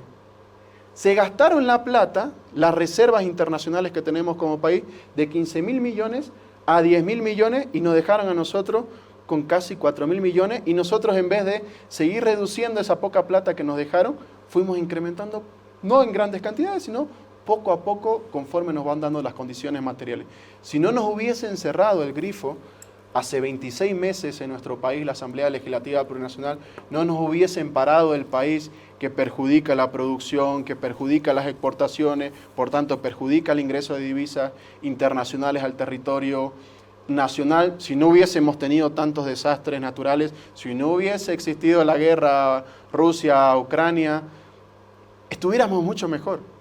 Y yo no entiendo cómo la gran mayoría de los países, por no decir la totalidad y nosotros la excepción, cuando hay temas de Estado por los pueblos, la gente aprueba créditos, aprueba leyes. Yo conversando con los ministros, no voy a decir ningún nombre ahora, pero los ministros de la región dicen, somos gobierno ahora, pero también hemos sido oposición. Y cuando el gobierno demanda algo necesario para el pueblo, nosotros decimos es cuestión de Estado y hay que aprobar. Hay que apoyar esto porque es el país, es el pueblo, es nuestra gente, son nuestros hijos, nuestros vecinos. Es nuestro sentimiento como nación, como Estado. En Bolivia dicen, no, vamos al enfrentamiento, vamos a la guerra, vamos a la convulsión, enfrentémonos y a mí qué me importa el pueblo. Eso dicen muchos los políticos opositores de nuestro país y creo que la mentalidad debe empezar a cambiar, más aún cuando estamos, si no me equivoco, a 140 días, más o menos, de cumplir nuestro bicentenario. Esta fecha debería llamarnos la atención a todo el pueblo boliviano y decir, oye, hace 200 años hubieron personas que dijeron vamos a morir para vivir en una tierra mejor. Como dice el himno nacional, esta es la patria feliz donde el hombre goza el bien de la dicha y la paz. ¿Por qué no podemos construir ese país tan anhelado por nuestros abuelos, por nuestros padres, y tenemos que seguir teniendo la clase de políticos que actualmente ostentamos en la Asamblea? ¿Por qué si la crisis la sabían desde el 2022, recién ahora llaman al diálogo? ¿Qué pensás? Han habido distintos diálogos. Yo en lo personal, en alguna oportunidad, no es mi área, pero a veces me meto donde no me llaman, he hablado con diputados opositores, he hablado con senadores opositores, y en alguna oportunidad, cuando Israel Guaitari era presidente, se aprobaron varios créditos. Pero ahí fue que nos tuvimos que meter otras personas a decir, reflexionemos, trabajemos, que viva Bolivia, Bolivia, antes que cualquier interés. Perón, citándolo nuevamente, decía, primero la patria, luego el movimiento y finalmente el hombre. ¿Qué quiere decir esto? Primero Bolivia, luego tu partido político, tu organización y finalmente nosotros. Eso debe primar ante todos los intereses y como lo manifestaba precedentemente, ya venimos anunciando este cerco, este corralito de dólares que tiene la Asamblea para con el pueblo boliviano que no les permite que haya una inundación de dólares en todo el mercado, ¿no? El tema, Eduardo, es que ahorita todo lo que me contás, que seguramente es cierto, a la gente le suena a excusa, ¿no? La crisis se ensaña con el más pobre, con el que gana 15 bolivianos al día o 1000 bolivianos al mes. Vos y yo tenemos apetito, pero el pobre tiene hambre y la gente con hambre derroca gobiernos y no hay que ir muy atrás en la historia para verlo. La gente siente que Lucho le ha faltado la confianza que se le dio en las urnas cuando en campaña se vendía como el padre de un modelo exitoso y ofrecía tantas cosas. Yo sé que no sos del área económica, pero lo cierto es que hay crisis y hay gente que cada día tiene menos para comer. Él decía, lo sabemos del 2022, ¿no se pudo haber hecho más? 2 años han pasado. Hicimos mucho. No voy a poner excusas sobre la mesa. Creo que tal vez pudimos crear incluso la magia para tratar de hacer mayores cosas. Sí te puedo dar la certeza que el presidente no descansó ni un solo minuto para poder vivir en un país mejor. Creo que gran parte, no voy a defender a todo el gabinete, pero gran parte del gabinete trabajó para lo mismo, para que el pueblo boliviano pueda reencontrarse y vivir mejor, no decir, este es mi gobierno, y yo no lo quiero que digan por mi gobierno, por mi proyecto político, por lo que pensamos, por lo que sentimos, sino por la gente. Si yo llego a militar en la izquierda, si llego a militar en el instrumento político, es porque creo una visión en un proyecto de país donde la gente más humilde debe autogobernarse y que no venga la clase política de antes a decirle, no señores, le voy a quitar lo poco que tiene el Estado y se lo voy a dar a los privados para que ellos se repartan las utilidades. Cuando en Bolivia necesitamos generar riqueza para redistribuirla entre toda la población. Hicimos mucho, sé que hay muchos ministros que no han cumplido con las instrucciones del presidente, muchos de ellos por obvias razones ya no se encuentran siendo parte del gabinete, seguramente el presidente tendrá que hacer una serie de ajustes más, dentro del gabinete y tendrá que poner gente mucho más proactiva, que esté decidida a tomar decisiones, porque lo peor que te puede encontrar en el Estado es gente burócrata que te diga, no, no se puede hacer. La ley no me lo permite. Pero ¿quién hace las leyes? ¿Quién hace los decretos supremos? ¿Quiénes hacen las políticas públicas en nuestro país? Son las autoridades políticas. Y en este caso hay gente, muchos técnicos, muchos burócratas que no están animados a asumir las decisiones correspondientes en beneficio del pueblo boliviano, llámese oficialismo o oposición. Por tanto, la forma de repensar el Estado hay que ir cambiándola. Siento yo mucho la situación en la que estamos viviendo lamentablemente en este momento en el país. Finalmente me alegra que sé que no va a ser definitiva, sino que es un momento coyuntural muy corto y que estoy seguro que las próximas semanas serán mejores noticias para el pueblo boliviano. ¿Ah, sí? ¿Algún adelanto? Seguramente el área económica tendrá que adelantarlas. Decías que el Senado no avanza, no deja que avancen los créditos. Solo de créditos no vive un país, pero hablando de esto que mencionabas en relación al Senado, ¿por qué no se reúnen con Rodríguez, con Andrónico? Sí, esa es la traba que no deja que avancen las cosas, como decías. Desde mi punto de vista, de mi área en específico, yo le he enviado muchas notas a Andrónico Rodríguez. Formalmente, para que quede en la historia del pueblo boliviano, que hay leyes que están durmiendo que son beneficiosas para el pueblo boliviano. Hay una ley que está durmiendo hace mucho tiempo, por una pelea que él tenía con el vicepresidente y luego una pelea que tiene con los magistrados en Sucre, de la utilización de dispositivos electrónicos, llámense tobilleras o manillas electrónicas, para que los potenciales feminicidas no se acerquen a una mujer víctima de violencia, o para reducir el hacinamiento carcelario. ¿Qué uno tiene que pensar para oponerse a una política como esa? ¿Cómo no puede ser que aprueben una ley que controle los elementos químicos que son utilizados para producir cocaína, principalmente en la región del trópico de Cochabamba, y no aprobar una ley? Yo me pregunto, ¿qué pasa por sus cabezas para decir, voy a arruinar al gobierno? No están arruinando un gobierno, están arruinando un pueblo boliviano donde lamentablemente, en vez de seguir reduciendo los feminicidios, lamentablemente este año sea la excepción a nuestro gobierno. Cuando podríamos ponerle a todos los, como digo yo, a todos los machirulos, a todos los potenciales feminicidas, a los violentos, una manilla electrónica para que no se acerquen a determinado perímetro dentro de una ciudad, dentro de un departamento. ¿Por qué no aprueba Andrónico Rodríguez? No eran leyes en materias económicas, no son leyes específicamente de crédito, no quieren aprobar ninguna ley y ganan casi 25.000 bolivianos. A ellos debemos reclamar también qué es lo que están haciendo. Un país no funciona solo con un presidente, funciona contra los 4 órganos. Por eso, cuando yo hablo de narcotráfico, digo, está bien, yo voy a hacer mi parte como órgano ejecutivo, voy a presentar a los delincuentes, voy a hacer toda una investigación prolija, les voy a dar todas las pruebas que debería conseguirlas el Ministerio Público para que esta gente no salga. Entonces, la función de ahí en adelante es parte del órgano judicial. En este caso, mi función era hacer una política para reducir los feminicidios y los índices de violencia al interior de los hogares. Hemos presentado los proyectos de ley, esos y muchos en nuestro país, y no sabemos por qué no quieren sesionar, por qué no quieren aprobar las leyes. Hay una ley que a mí me hace reflexionar mucho sobre la capacidad política o la actitud política que tienen muchos senadores y diputados. Una ley que declara la imprescriptibilidad para investigar los delitos de violación en nuestro país. Imagínense una niña de 10 años que haya sido violada por su padrastro. ¿Qué puede hacer a los 10 años esa niña? Nada. No le van a creer probablemente, su madre, sus familiares no le van a creer. Van a pasar, va a cumplir 15 años, va a tener 17, 18 años y va a decir, tengo la mayoría de edad y voy a animarme a denunciar a mi padrastro. Con todo lo que significa, con todo lo que implica esta situación, que adquiere esa mujer la hidalguía suficiente para denunciar a un componente de su familia por un hecho de violación y que le digan, disculpe señora, su caso ha prescrito. ¿No tenemos la obligación como autoridades de darle las condiciones materiales y proteger a nuestra sociedad? Yo no entiendo cómo hay diputados de las 3 fuerzas políticas que se han opuesto a un proyecto de ley así. Y podríamos hablar horas y horas del gran perjuicio que le ha hecho la peor asamblea legislativa en la historia de nuestro país. No lo digo yo. En el diálogo, en el encuentro político por la estabilidad y la democracia que se han convocado, Manfred Reyes Villa lo dijo en la mesa. Dijo, esta es la peor asamblea en la historia de nuestro país. Y no lo digo por nadie en específico, sino porque no han tenido la capacidad de generar consenso y trabajar por el país y por su población. En ese diálogo estaba Rodrigo Paz y dijo, me siento aludido, y les reprochó. Y Reyes Bella le dijo, no lo digo por vos, lo digo por la falta de experiencia para generar beneficios por Bolivia. Y luego Rodrigo Paz, por réplica, también citó la palabra, porque fue un diálogo bastante entretenido.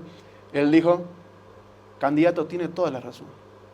Tiene toda la razón porque no hemos sabido construir la patria que está demandando la sociedad. Y es obligación de todos venir a estos encuentros y proponer cosas mejores para el pueblo boliviano. Internas de alguien que estuvo ya dentro del diálogo, solo vi yo notas de prensa, no había cámaras, así que ahí nos está contando algunas cosas de las que sucedieron. Vamos a ver cuál es la intención de voto del presidente Luis Arce. Bien, esta es una encuesta que realiza la FES, que funciona aquí en nuestro país. Vamos a ver solo un dato, que es la intención de voto de Lucho Arce, que llega a un 7%. Esto está hasta enero del 2025. Veamos ahora el cuadro de aprobación de su gestión. Esto también es del Latinobarómetro del 2024.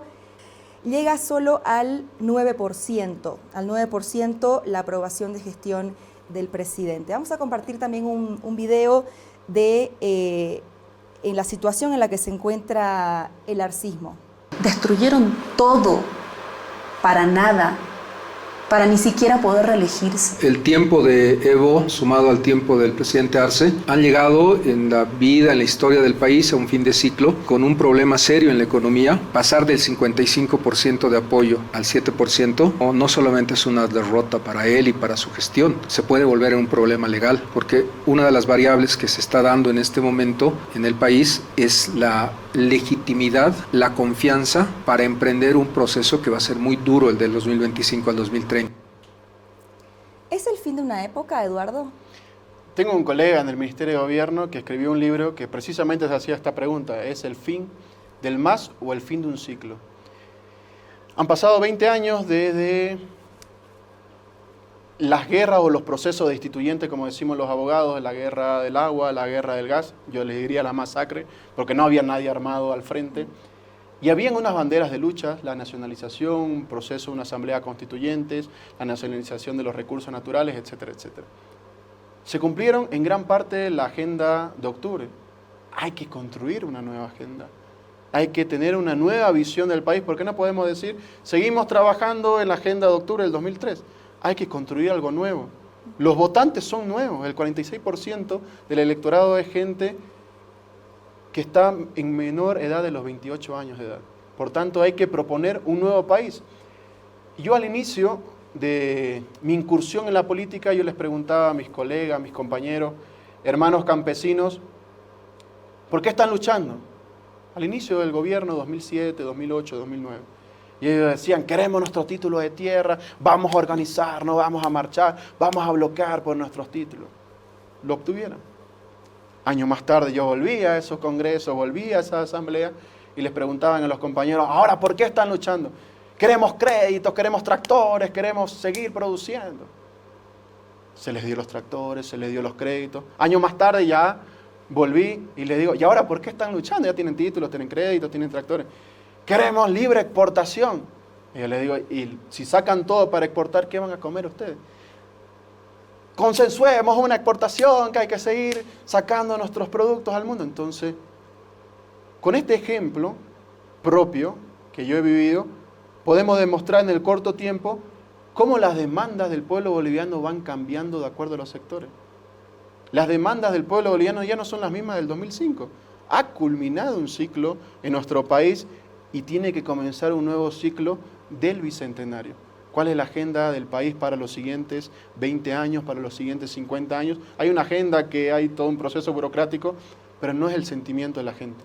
Queremos más industria, queremos generar excedente de riqueza. ¿Qué vamos a hacer con la riqueza que se construya en Bolivia? ¿Se la van a llevar un grupo de empresarios o la vamos a redistribuir entre todo el pueblo boliviano? ¿Vamos a redistribuir el ingreso o como antes le vamos a dar las tierras fiscales a un grupo de empresarios que no van a pagar impuestos, que van a pedir la libre exportación de todos sus productos para tener sus cuentas fiscales en paraísos fiscales o tener sus cuentas en otros países y no seguir invirtiendo en nuestro país. Es muy fácil decir, soy el amigo de algún empresario, el Estado me tiene que dotar tierra, me tiene que dar crédito, me tiene que permitir que mi maquinaria ingrese con gravamen arancelario cero, que no me cobren impuestos porque la gran mayoría paga RAU y encima mis dólares los dejo fuera del país. Esa es una visión de país que se propone. La otra visión de nuestro país es decir, produzcamos los bolivianos, generemos riqueza, pero esa riqueza que no se vayan a paraísos fiscales, sino que la redistribuyamos en nuestro país para generar mayor capacidad económica o mayor capacidad adquisitiva en el pueblo boliviano y poco a poco vayamos sacando gente de la pobreza, de la extrema pobreza y que todos podamos satisfacer nuestras necesidades, que seguramente, como en el caso anterior, vamos a tener siempre más y nuevas demandas. ¿Vos pensás que con estos números es probable que el próximo gobierno no sea del movimiento popular? Yo creo que no. Yo creo que existe una esperanza, creo que hay una conciencia social suficiente y efectiva del gran bloque popular. Independientemente de la sigla, independientemente de los colores, independientemente de los candidatos, creo que hay un sentimiento de unificación y de unidad, de la necesidad de unidad y más unidad. Y yo creo que a nosotros nos une no personas, sino principios, ideas y una visión de país. El año pasado fuiste a una entrevista con El Deber en Santa Cruz y decías, cuando te preguntaban, que el candidato indefectiblemente para el 2025 tenía que ser Lucho Arce porque era el que daba mejor en las encuestas. Con este dato del 7% y 9% de aprobación a su gestión y de intención de voto, ¿seguís pensando que es el candidato? En esa entrevista yo decía lo siguiente. El presidente nos prohibió hablar de candidatura hasta el 2024 y nosotros cumplimos a rajatabla lo que nos dijo. Inició el 2024, me preguntaron de candidatura y yo dije, mi candidato es Lucho Arce. Porque no todos conocen a Lucho Arce que yo conozco. No todos conocen a Lucho Arce que cuida cada centavo para redistribuirlo entre todo el pueblo boliviano y que está evitando que se malgaste el dinero del pueblo boliviano, que está viendo hasta lo mínimo de cómo se organiza un Estado. Lamentablemente no todos tienen la oportunidad o han tenido la oportunidad de conocerlo.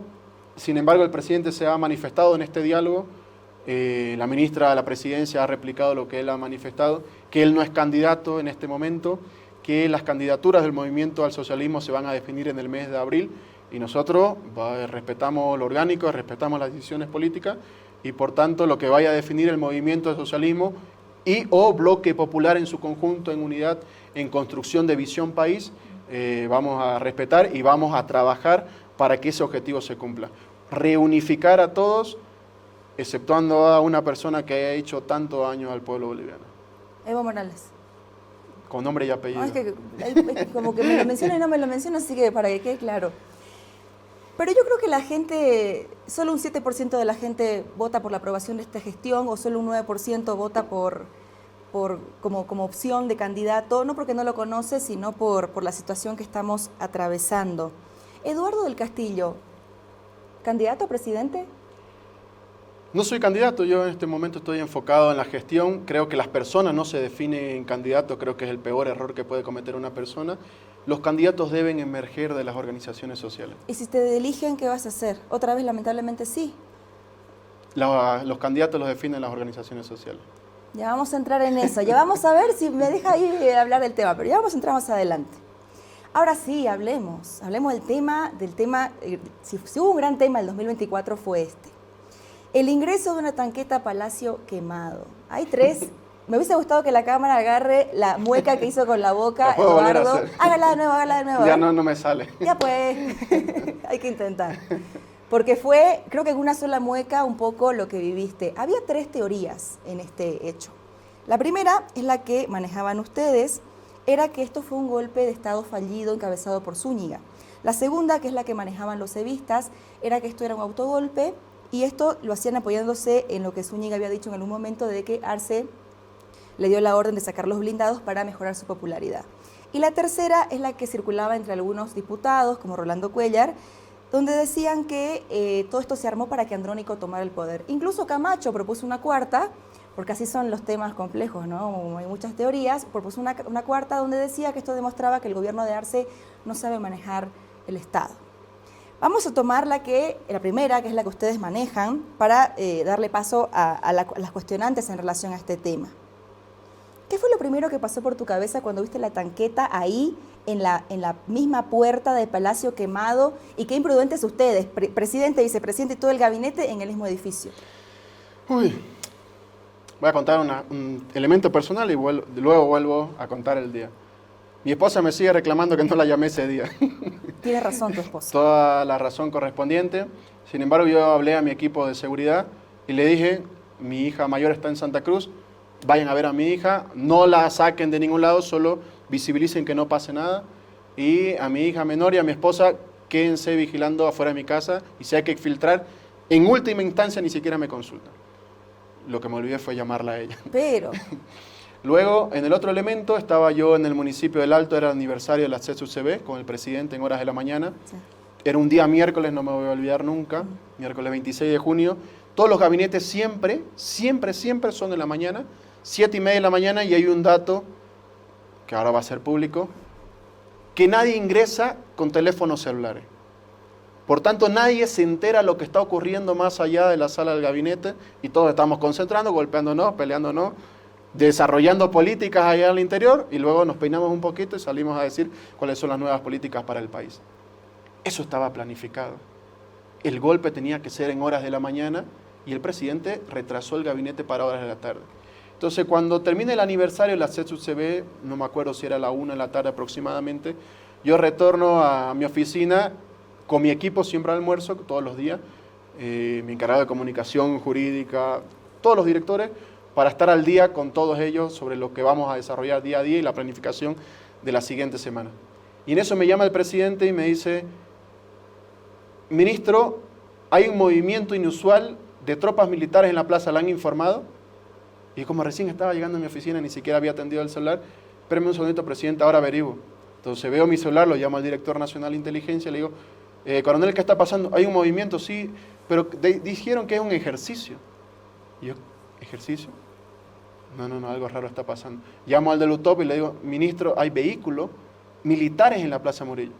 No supe qué hacer y yo llamo ese rato y le digo, presidente, sí, confirmado, hay movimientos militares. En ese momento no habían tanquetas todavía. Y digo, ¿qué hago? Entonces agarro, estaba como en un aniversario con corbata, me saco el saco, me pongo una chamarra y me pongo unos botines. Y yo, sin saber lo que estaba haciendo, me voy con un compañero del trabajo a la Plaza Murillo. Estoy yendo por el mercado Yunga y ya no pude avanzar en vehículo. Me subo en una de las motos de la policía y le digo, vamos hasta la Plaza Murillo.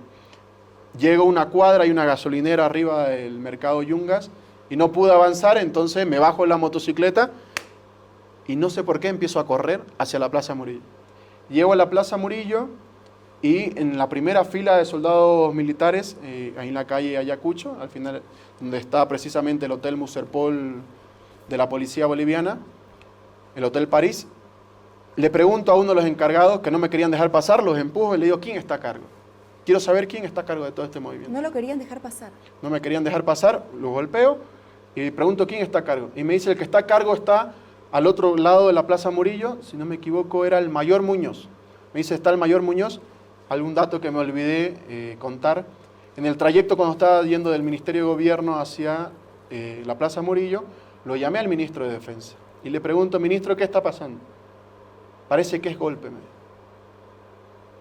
Y el mismo sentimiento de ahorita, ¿no? De decir, bueno, sí, algo que siempre pesó en mí como ministro de Gobierno es, no puedo dejar caer a un gobierno democráticamente electo. Es mi principal función como ministro del Interior, como ministro de Gobierno, y tengo que hacer lo imposible para mantenerlo en pie porque critiqué siempre a los ministros del Interior anteriores que no cuidaron a sus gobiernos.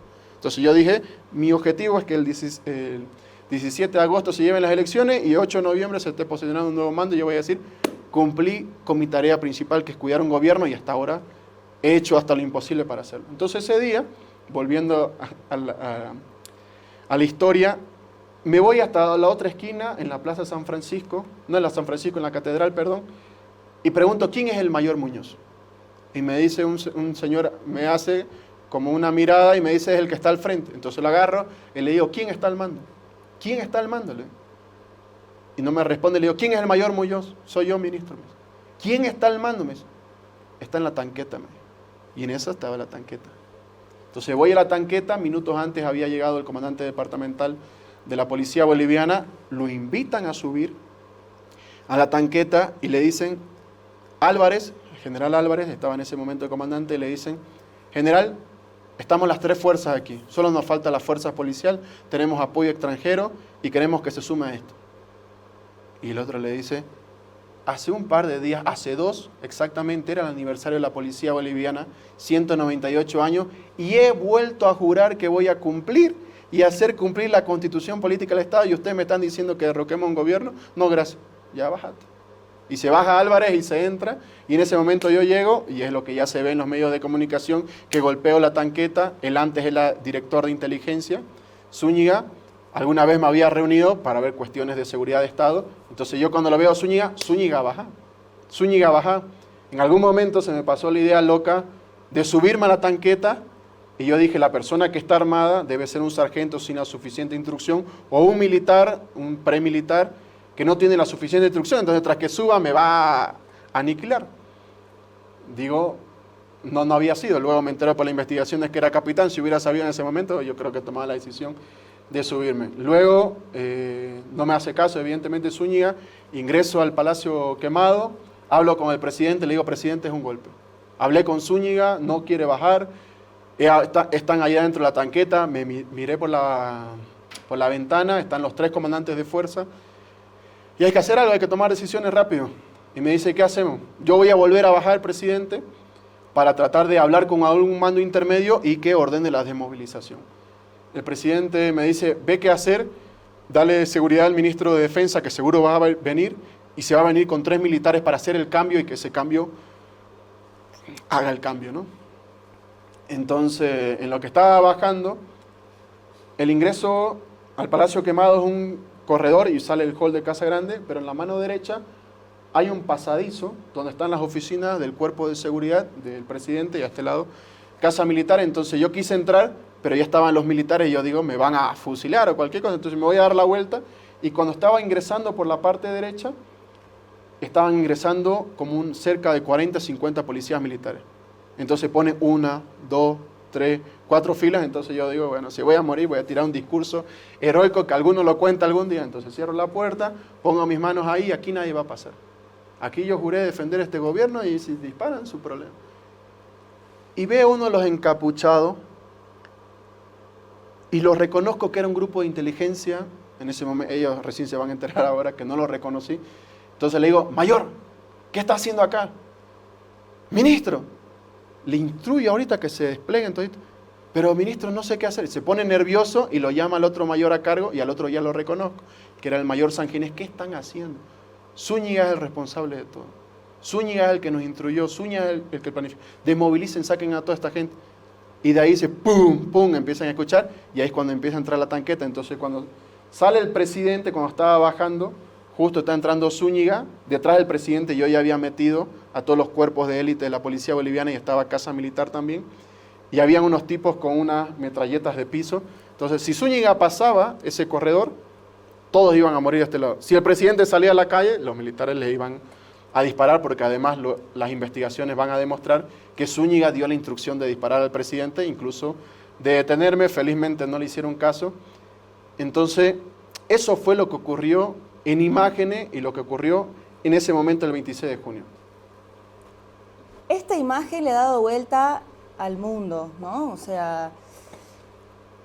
Si ustedes se fijan en esa imagen, sí, en la parte derecha de Zúñiga, cuando él se está retirando, yo logro agarrar a uno de los comandantes en jefe, al comandante de la Fuerza Aérea, al general Arnés, y lo pongo contra la pared.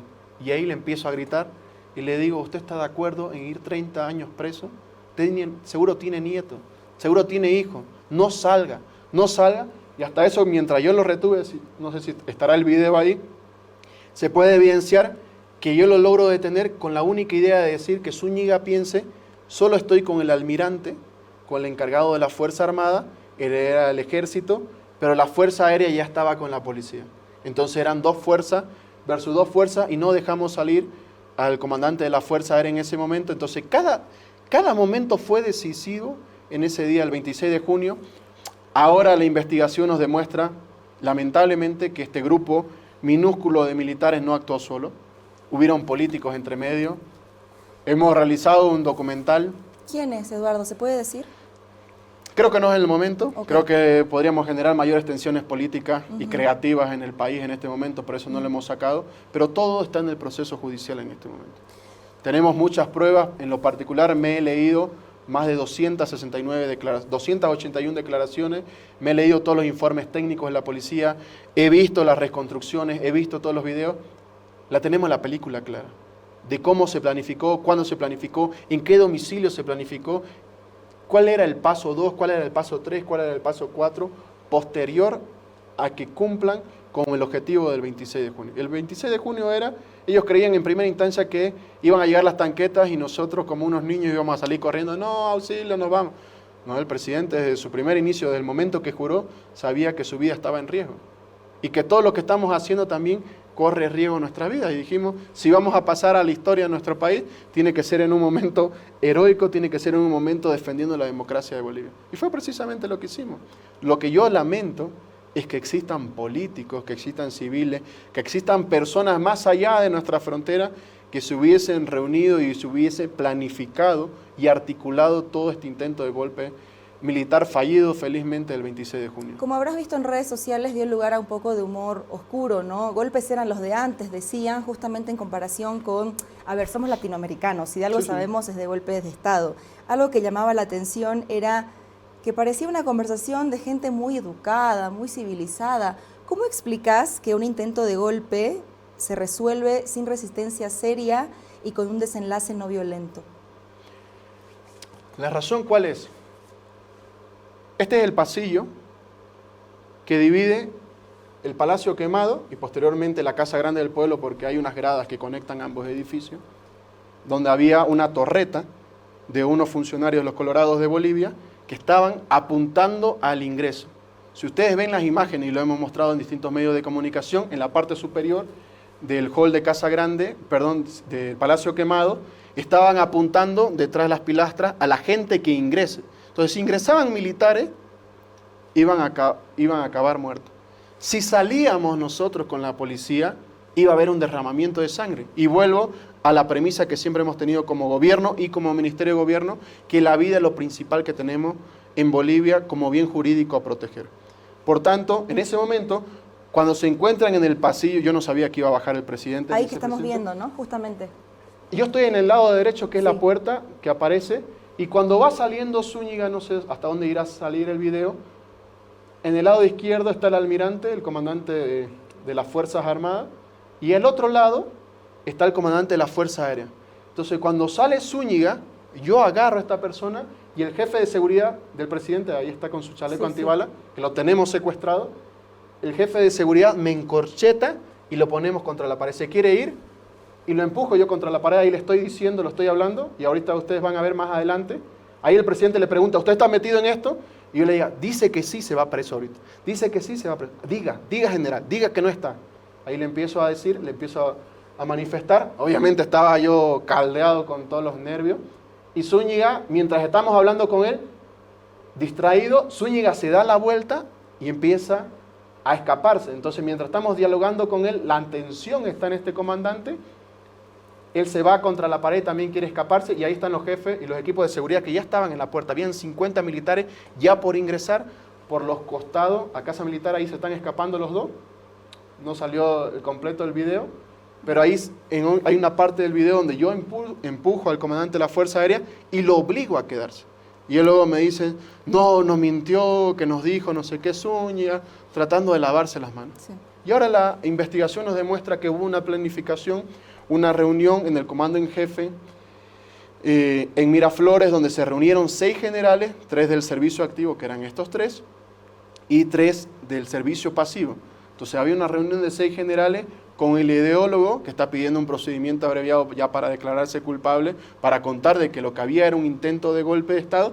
Incluso se publicaron, Raquel, libros de lo que debería pasar en caso de que los militares tomen el poder mediante la fuerza y cuánto tiempo deberían quedarse. O sea, hay libros publicados en la gestión 2024 de lo que debía ocurrir en caso de... Tenemos audios, tenemos filmaciones, porque además se trataban grupos de inteligencia, y los grupos de inteligencia que hacen es munirse de toda la información e ir almacenándola. Entonces, varios de los mayores de este grupo de ODIs, como se llamaban, han ido almacenando información y ya han contado toda la historia. Sabemos cuándo se movieron las armas, por qué llevaron las armas del ejército a las oficinas de inteligencia semanas antes, cuántas movieron, qué armas utilizaron, qué agentes químicos utilizaron, cuántos utilizaron, dónde se reunieron, por qué utilizaron, una pepa te doy, el Hotel Torino, por ejemplo, por qué utilizaron un café en el departamento de Santa Cruz, en el departamento de La Paz, quién pagó los viajes de gente de Santa Cruz que venga al departamento de La Paz. Sabemos qué comieron,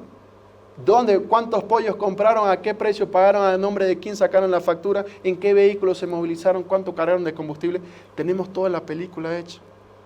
Lo que estamos esperando en este momento es no tener un proceso engorroso, sino buscar a las 26 personas que estaban detenidas, de decirles, sabemos que hiciste esto. De acuerdo a la normativa, te tocaría esto. Si vamos a ir a juicio, tenemos esto. Pero si contás la verdad y aportás con pruebas y elementos suficientes a esta investigación, podemos considerar en llegar a buscar a la Fiscalía, a llegar a un acuerdo con una menor pena.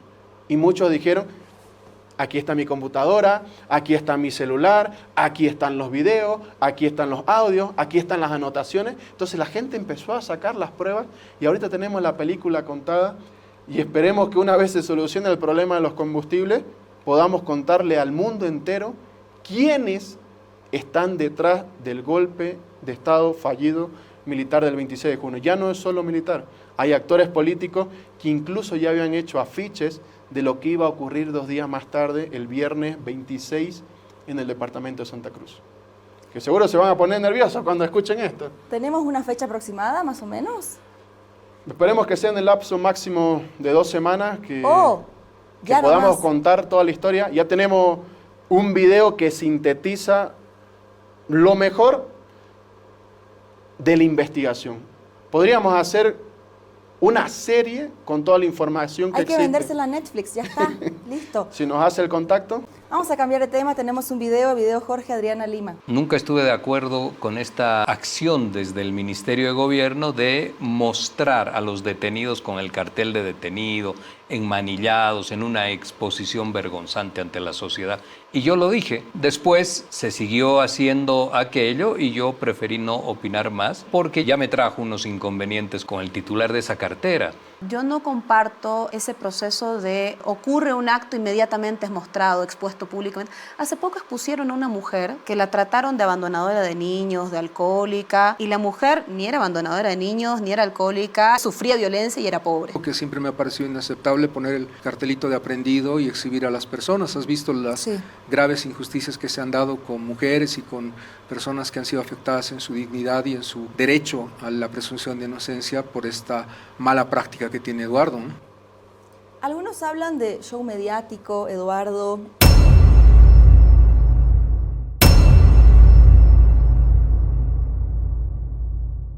¿El ministro de Gobierno es inmune a la ley?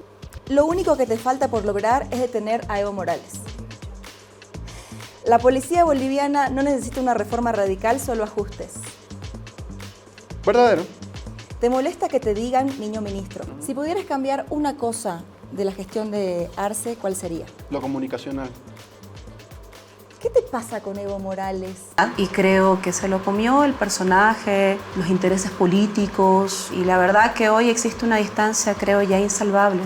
Nunca voy a defender a un violador. Los Marcets, los Evos, parece fácil burlar a la policía, ¿no? Camacho tenía de los equipos de seguridad más complejos, si los hay.